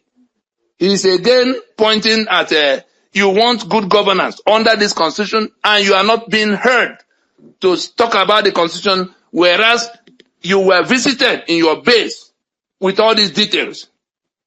The Redeemed Church knows because we went to their camp. Oyedepo knows. Enenche in Abuja knows. The ones in Uyo, all around the Catholic bishops in Nigeria, with the cardinal present, door closed. Where else do we go? And if we have done all of that and they stand with the enemy, I tell you, we don't need to go to look for them. When the trouble will come, they will be looking for where to find people who can find us because they can't even come to us directly. So the political parties, Peter Obi have been knowing about this matter. For those who are in this meeting, who know where to find him, Peter Obi have been knowing about this matter since 2012 when he was governor in Anambra State. Let those who know where to find him ask him whether he did not attend the World Igbo Congress Convention in Orlando in 2012. Chinua Achebe wanted our people to, the ones from the East particularly, because there was problem all over the place. And this was like something that will solve the problem from the source for everybody. Peter Obi knew about this matter while he was governor. That was why when Jonathan was president and they were chasing him to remove him, Tinubu and Co. and Buhari, Peter Obi as the vice chairman of the economic, whatever the council they had in Abuja at the time, Peter Obi said that it is not the president of Nigeria that is the problem. that is the constitution of Nigeria that is the cause of all the problems. Then in 2021, all of us heard when he was saying that Nigeria is like a vehicle with knocked engine. This same constitution is the reason he was saying so. And therefore that the search should not be for who will be president, but for how to replace that engine. That was 2021. Then in 2022, the same people comes out to say that the constitution is not the problem. That's all about leadership. Then characters like Utomi, oh, leadership. Then these lawyers all around, I'm telling you the constituencies of blockade, the political parties, all of them without exception, have been engaged.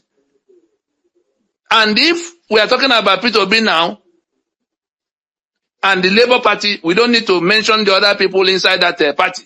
The one of PDP, from the time Obasanjo was sworn in 1999, everybody who had been everything in PDP, including Atiku, that was his vice president, we have sat down eyeball to eyeball in detail. There's nothing to tell any one of them anymore. We're just informing you now. There's nothing to tell any one of them anymore. They have the documents. They are determined to suck your blood. It is up to you to do what you are asked to do in order to topple the instrument by which the forged instrument by which they own your life. Your task, the political parties, if all of those who were planning to go to protest, if all of those who were planning to do obedient movement, at the time we pursued them, those who went to do NSAS, we went to them. We did broadcasts 4 times from that toll gate where they were eventually fired at. 4 times with foreign TV stations to say, this is what the organizers of the NSAS protest refused to mention the constitution as the source of all the problems because they wanted to form political party, not too young to run, to go to government house. Until they shot at them, because we were telling them, you can't sustain what you're doing, they're going to shoot at you. The demand you place, which are porous and meaningless, it didn't take the government 1 hour to accept it. Say, oh, we do buy police uniform, build them house. Was that not their demand in NSAS?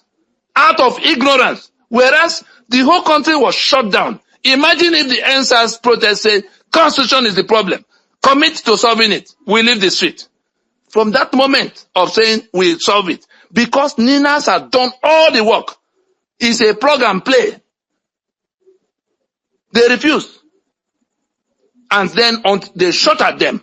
Because the government will stand on that constitution to shoot at you, stand on that constitution to take your economic assets, stand on that constitution to operate the laws that criminalize you,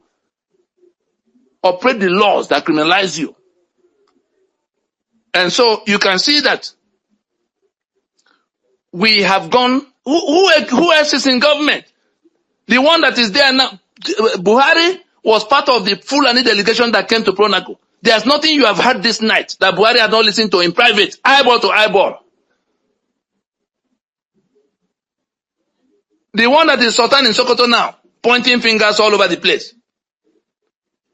He was part of the Fulani delegation that came to these discussions when we had the meeting of the owners of Nigeria together. So we have talked to everybody. The only people remaining to be reached now are the ones living in that misery. And then they wanted to go to protest. We began to go to look for the organizers. They all know, the ones who were organizing them, they all know that was how constitution scrapping became the first item. But because of what they wanted for themselves, they now model it up with all kinds of things so that they can popularize themselves and get to 2027 as the popular people to be elected. Some of them want to be president. Others want to be senator. Others want to be governor. That's all they have done with all that effort. Look at where it has ended. Can anybody now say for certain, imagine in the internationals, if not for the ones that went to the embassy in the US, can the international community put their finger on what the demand of that protest is? What is the meaning of hunger? Protest. Then they began to throw rice at them from back of trailer. Did they not see the video that went viral when Adefarasi was talking about we can't go to another election, another change of leadership under this? They all saw it. So the question should be, who has not been told among those you are thinking? Look at the humongous waste. Look at what they've done with the energies of everybody. We did reach them. Let me not call the other people's names because some of those ones are still they are still redeemable. They are still struggling with ignorance. But the ones that know the full truth, and at this point, because of in deference to the damages they've done, including especially the lives that were lost, and they could not frame the demand that would have made the difference.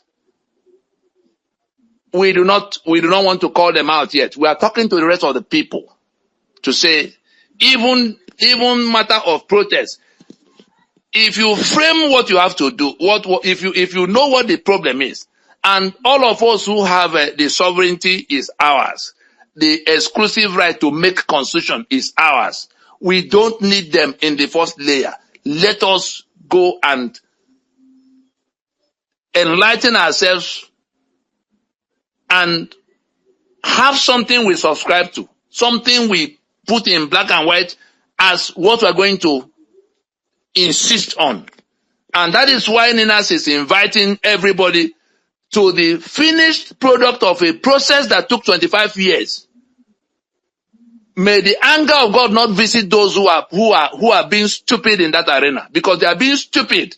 That the prison gate that was so difficult to approach have been thrown open. And they sit in their cells arguing with the signboard. That's what our people are doing right now. If we have gone to the political actors, we've gone to the church leaders, we've gone to the media people, we've gone to who else? We went overseas, our people in diaspora. We went to town halls because at the time the killings were happening from Fulani herdsmen, the US happened to be at war with the ISIS in the Middle East. And we went in there. House of Reps, Senate, on Capitol Hill, State Department, to say our commander-in-chief and president, Buhari, is the one organizing the killings. Did you not hear Buhari lament that Trump asked him in their private meeting, why are you killing Christians in your country? Did you hear it from Buhari?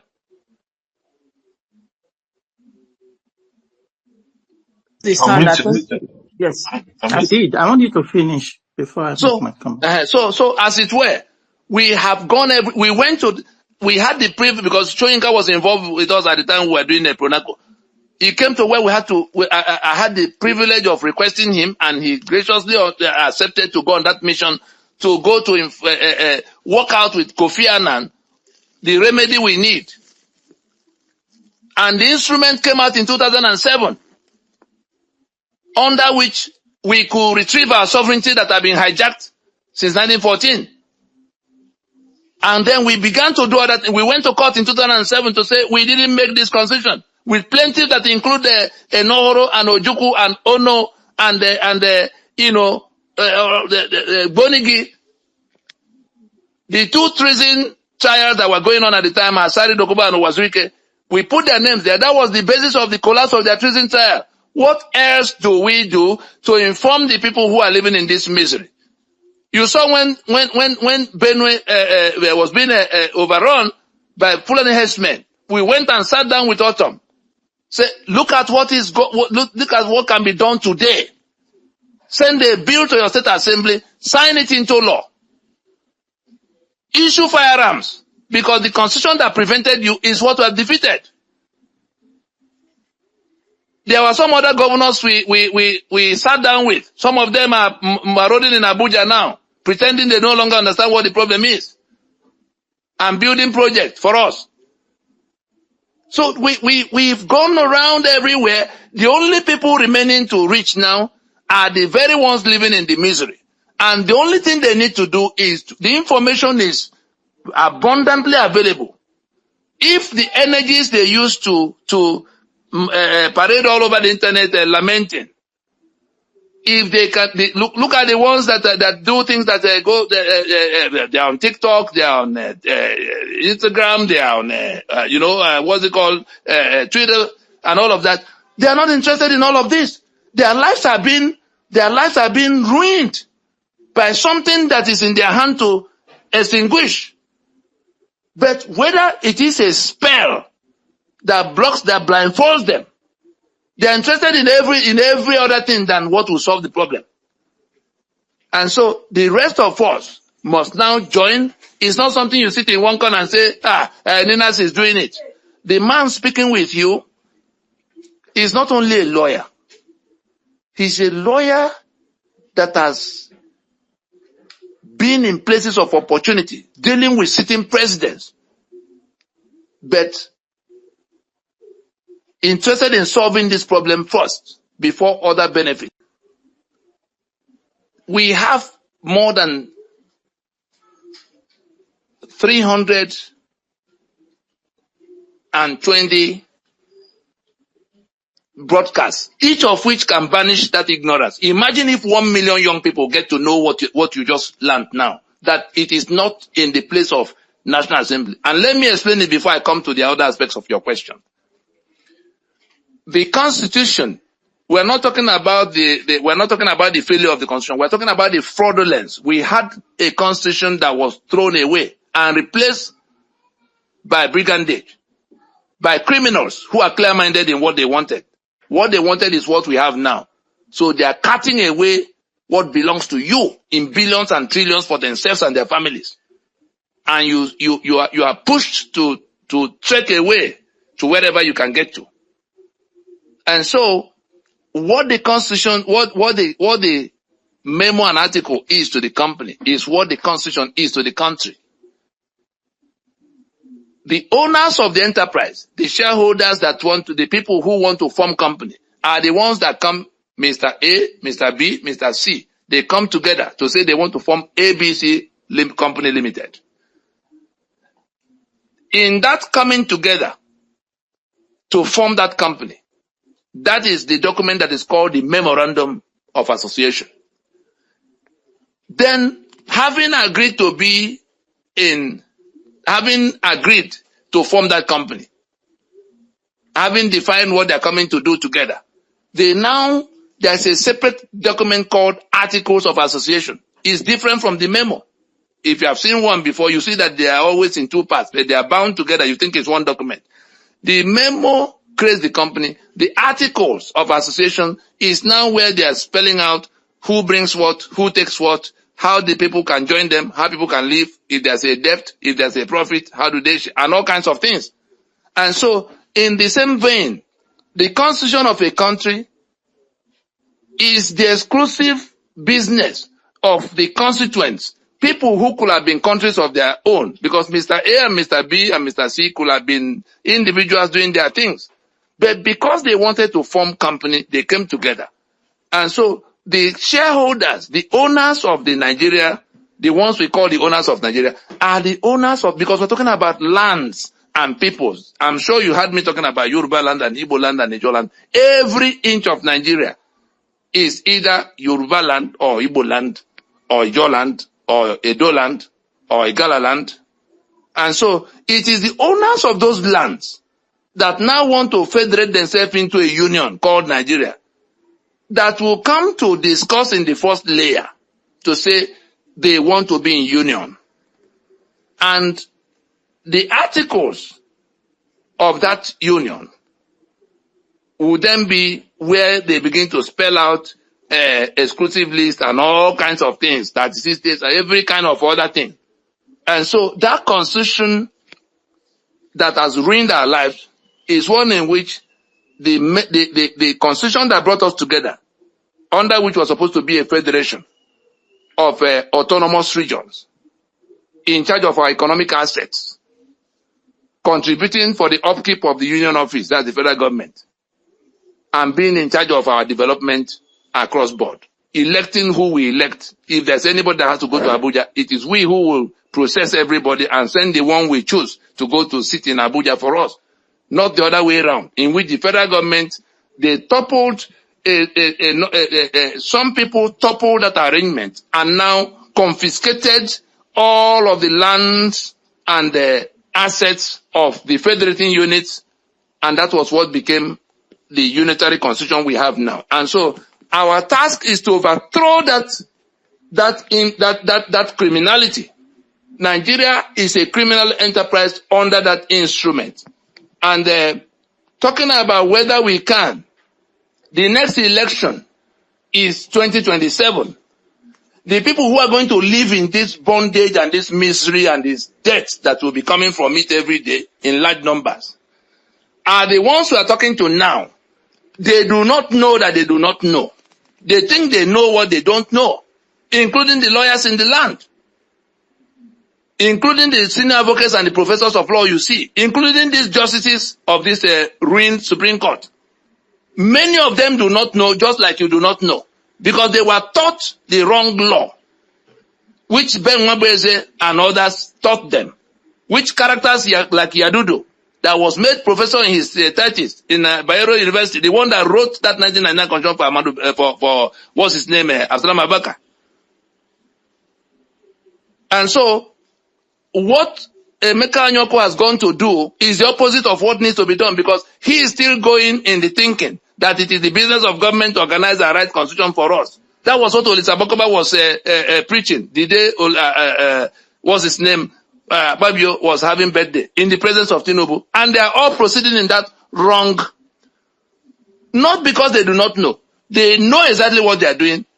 And I'm not telling you what I think. I'm telling you what transpired eyeball to eyeball between us and them, in terms of them being explained to, sitting down with paper. But they want to keep things, they want to keep you in the bondage you are in, knowing that you do not know. And so, what is the value, what is the use of the internet that we have now? If we can't, all of those who are, creating content all over the place, dancing and making mockery of themselves, if they are not interested in this one thing that can bring them out of the misery they are living in, I don't know what else we can do. We have a YouTube channel, we have website, we've traveled everywhere we can travel, but the media is under instruction to block us out. The church leaders are under covenant to block the information from getting to their flock. They know their flock will die, but they are more interested in their private jet. They are more interested in their private university. But they will be the first to come and cry out. Anybody you know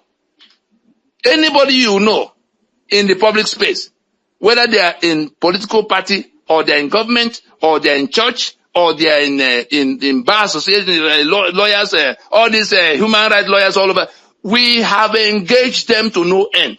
We have no further energy to spare on them.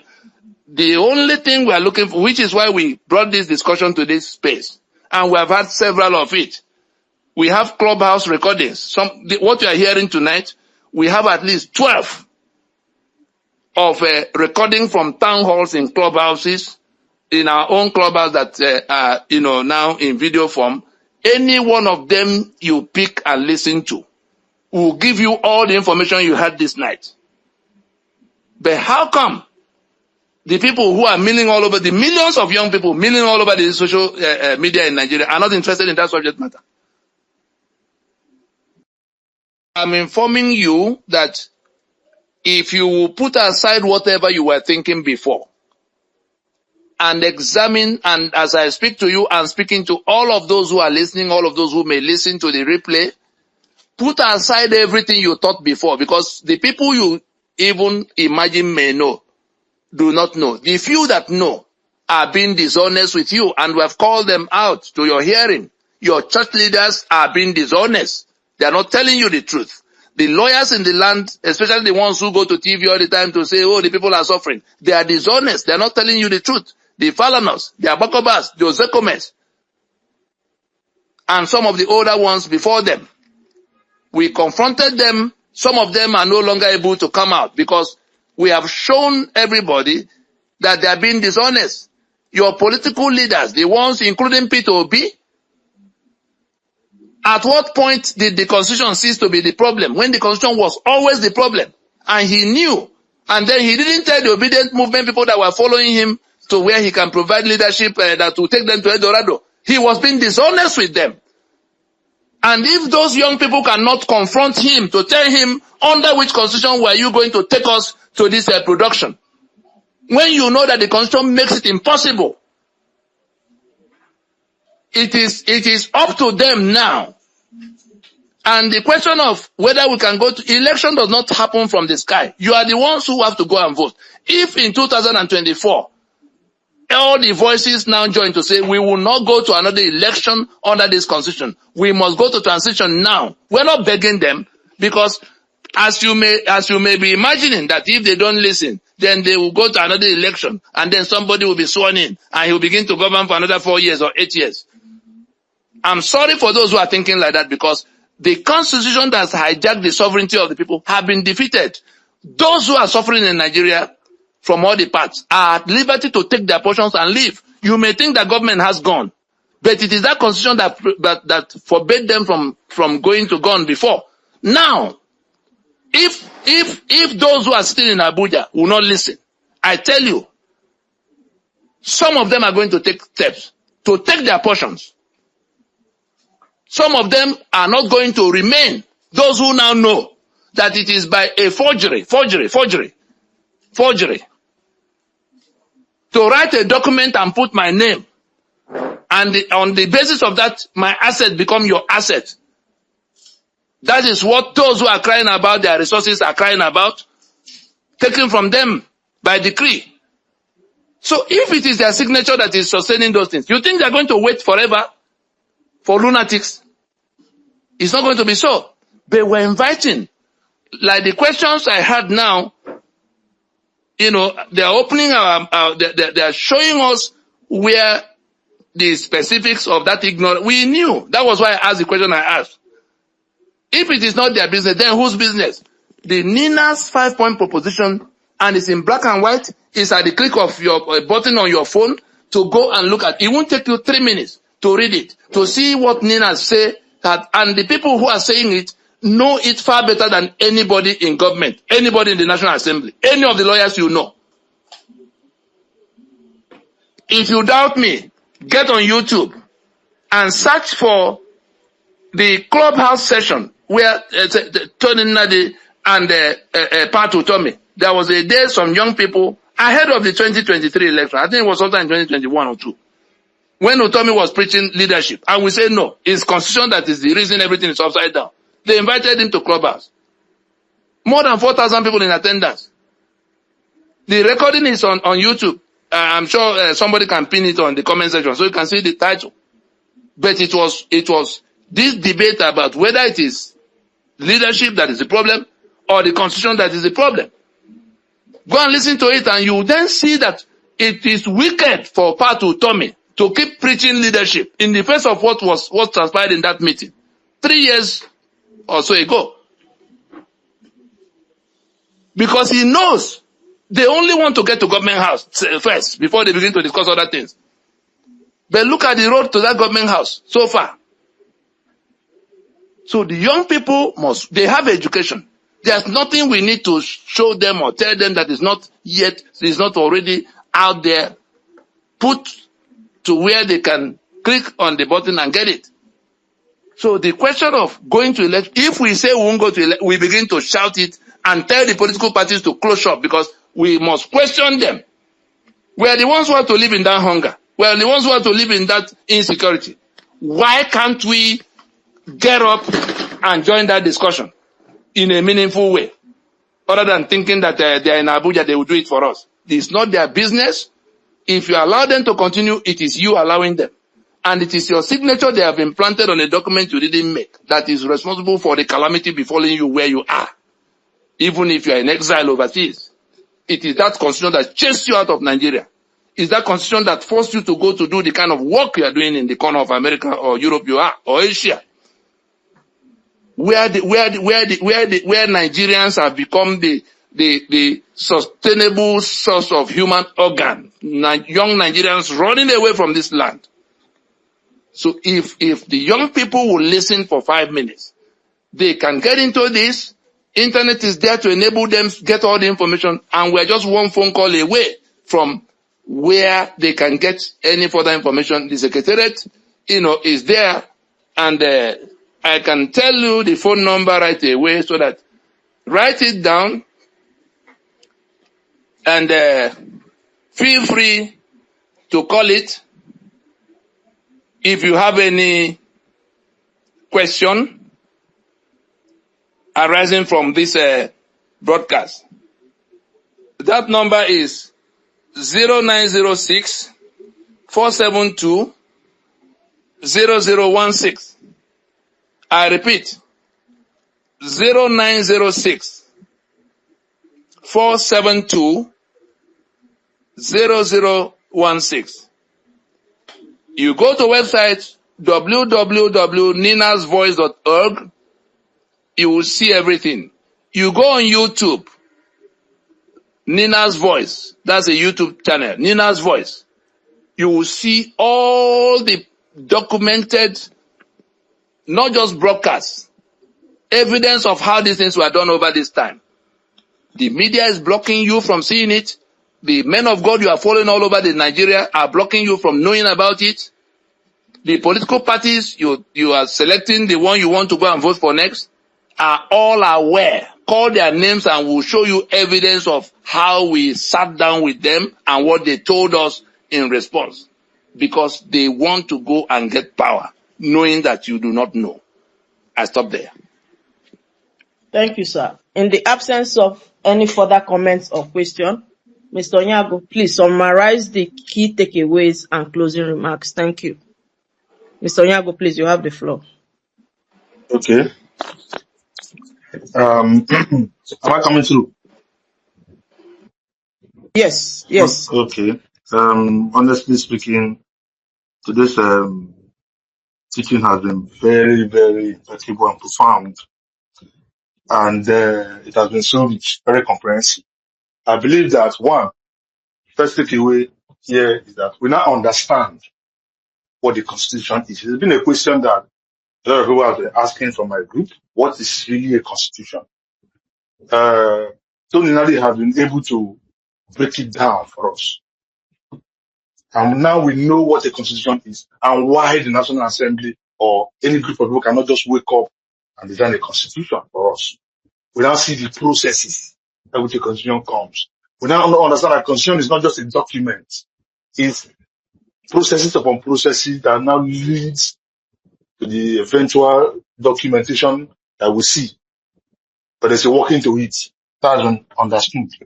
I'm very glad for that because he actually explained it very well. Also, another takeaway is that the people who have not been comprehensively informed, obviously who have the real power to cause change, are the masses. Our leaders from A to Z have been comprehensively informed. But the people with the real power who can cause the change are still in the ignorant phase. And that is why their energy is not channeled properly. They are the only ones who can, like the young man asked, how can this case be presented? The only people who can really present this case are the people. That's why we are out now to inform the people, no longer leaders. We've moved away from them. Because a body is said to be at rest, except an external force is exerted. That's the law of motion. It applies in this case. Without maximum pressure, our leaders will not act. So it's not enough to go and sit down with them in their offices writing letters to them. That's not going to work anymore. What we now need to do is that the people must now place that demand with maximum pressure. As you can see a bit of it in the protest. That's another one. Then, election is a distraction. Election is a distraction. If we must move forward, we must put that distraction on one side first. We believe in election, but we do not accept the election under this constitution. We believe in voting. Don't get that wrong, because it is a fundamental right and democratic right of the people. But we are saying that this election under this constitution must be suspended first. Then the government will sit up, because that's their power. They keep talking about election. They win 2023 election. They're not even gotten into a year, a year into the first 4 years. They're talking about 2027. That's an embarrassment. That's an insult. So we must put out the discussion so that they can listen to us. We need to take that discussion from there. When we suspend it, they will not give us their listening ear. And so the people must be prepared to put pressure. And that can happen if they are well informed. And so I want to plead that these records are available. Do the best that you can to spread them. The spokesperson has acknowledged that there are restrictions. Yes, there are. Religious leaders, media, and all of that. They're not just restrictions by not telling you. They are also carrying out effort to ensure that you do not find these things. They make efforts to ensure that it does not get to you. You don't find it.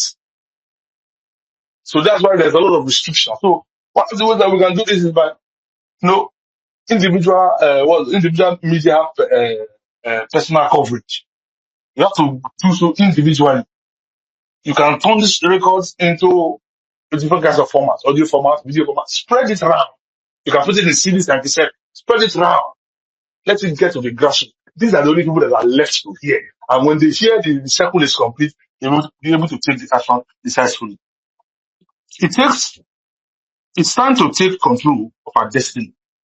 We must stop Nigeria's political parties from deceiving us again and leading us into another pointless national election in 2027.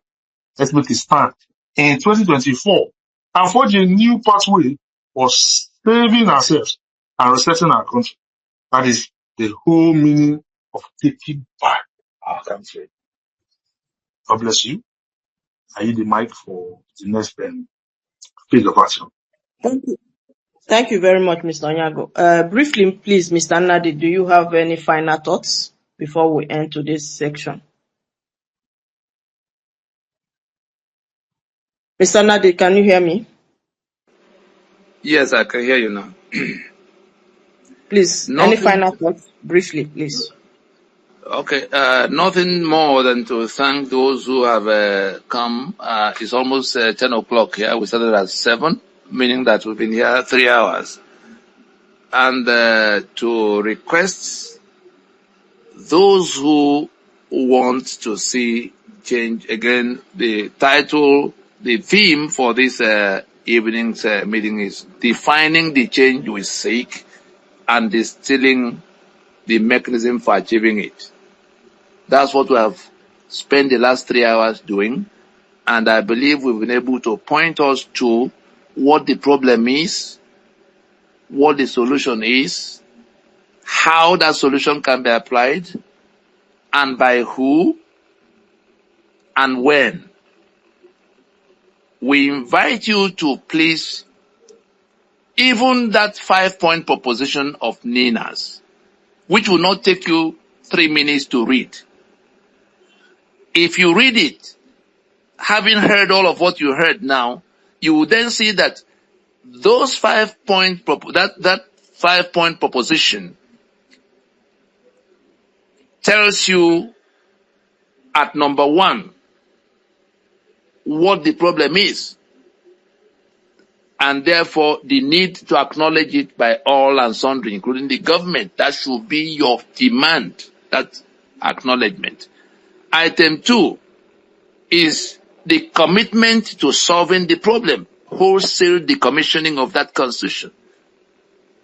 That should be your demand. Item 3, in order to put a time frame for when this problem will be solved, because it's been there since 1967. They've been avoiding solving the problem. And so the reason we say election suspended, that was what South Africa had to do in 1990 to go and solve the problem after 80 years. Our own has been only 25 years from 1999. If all of us insist that we can't go to another election as a demonstration of our rejection of this constitution that guarantee our damnation, And we begin in 2024 to say to everybody concerned, government, political party, we are not going to another election to renew the life of this constitution. That is item 3. That is where our task really begins. To say to the hearing of everybody, such that those who will be coming to approach us to come and vote for them in 2027 will begin to hear it in 2024. In fact, to tell you how bad it is, if I have one bullet in a rifle and I see a Fulani herdsman coming, and then I see my twin brother who is prepared to swear to defend and uphold that constitution, and I have only one bullet left to take out just one of them who is responsible for my misery, I will fire that my twin brother with that one bullet, because the moment that constitution goes down, the Fulani herdsman, it is that constitution that brings him to my space. He can't come again. But if I leave my brother to continue to uphold and defend and swear to govern by that constitution, the Fulani herdsman will come for another 50 years. As he's retiring, his son is in the assembly, his daughter is a judge. They are all swimming from the benefit of that constitution. And so it is the people that take us to election, that swear to defend and uphold that constitution, that are directly responsible for everything we have suffered. And so we say we can't proceed to election. Then item 4, we say, as we are not going to election, it is transition that we must go to rework that constitution. Okay, I think we're done for today. Mr. Yago, please do the needful. Okay. Thank you very much, everybody, for coming. Those of you who have stayed with us this long, for 3 hours intensive lecture. Thank you very much. I also want to thank the spokesperson and his team, Ninas. Thank you for coming to lecture us on this topic, and we know that we'll invite you again and your team to, give us more so that our people can be informed. You can follow them on Twitter. You can see them on Twitter. Nina's voice is on Twitter. You can get all the information from there. Nina is on Twitter. You can follow them as well. And also keep watch, because we'll be coming in with more exposition. And for now, we'll be closing this meeting. Goodbye. God bless you all. See you some other time.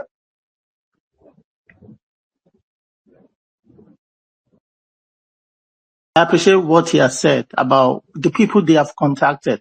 So now the bottom line is all right. reaching out to the people. That is all of us.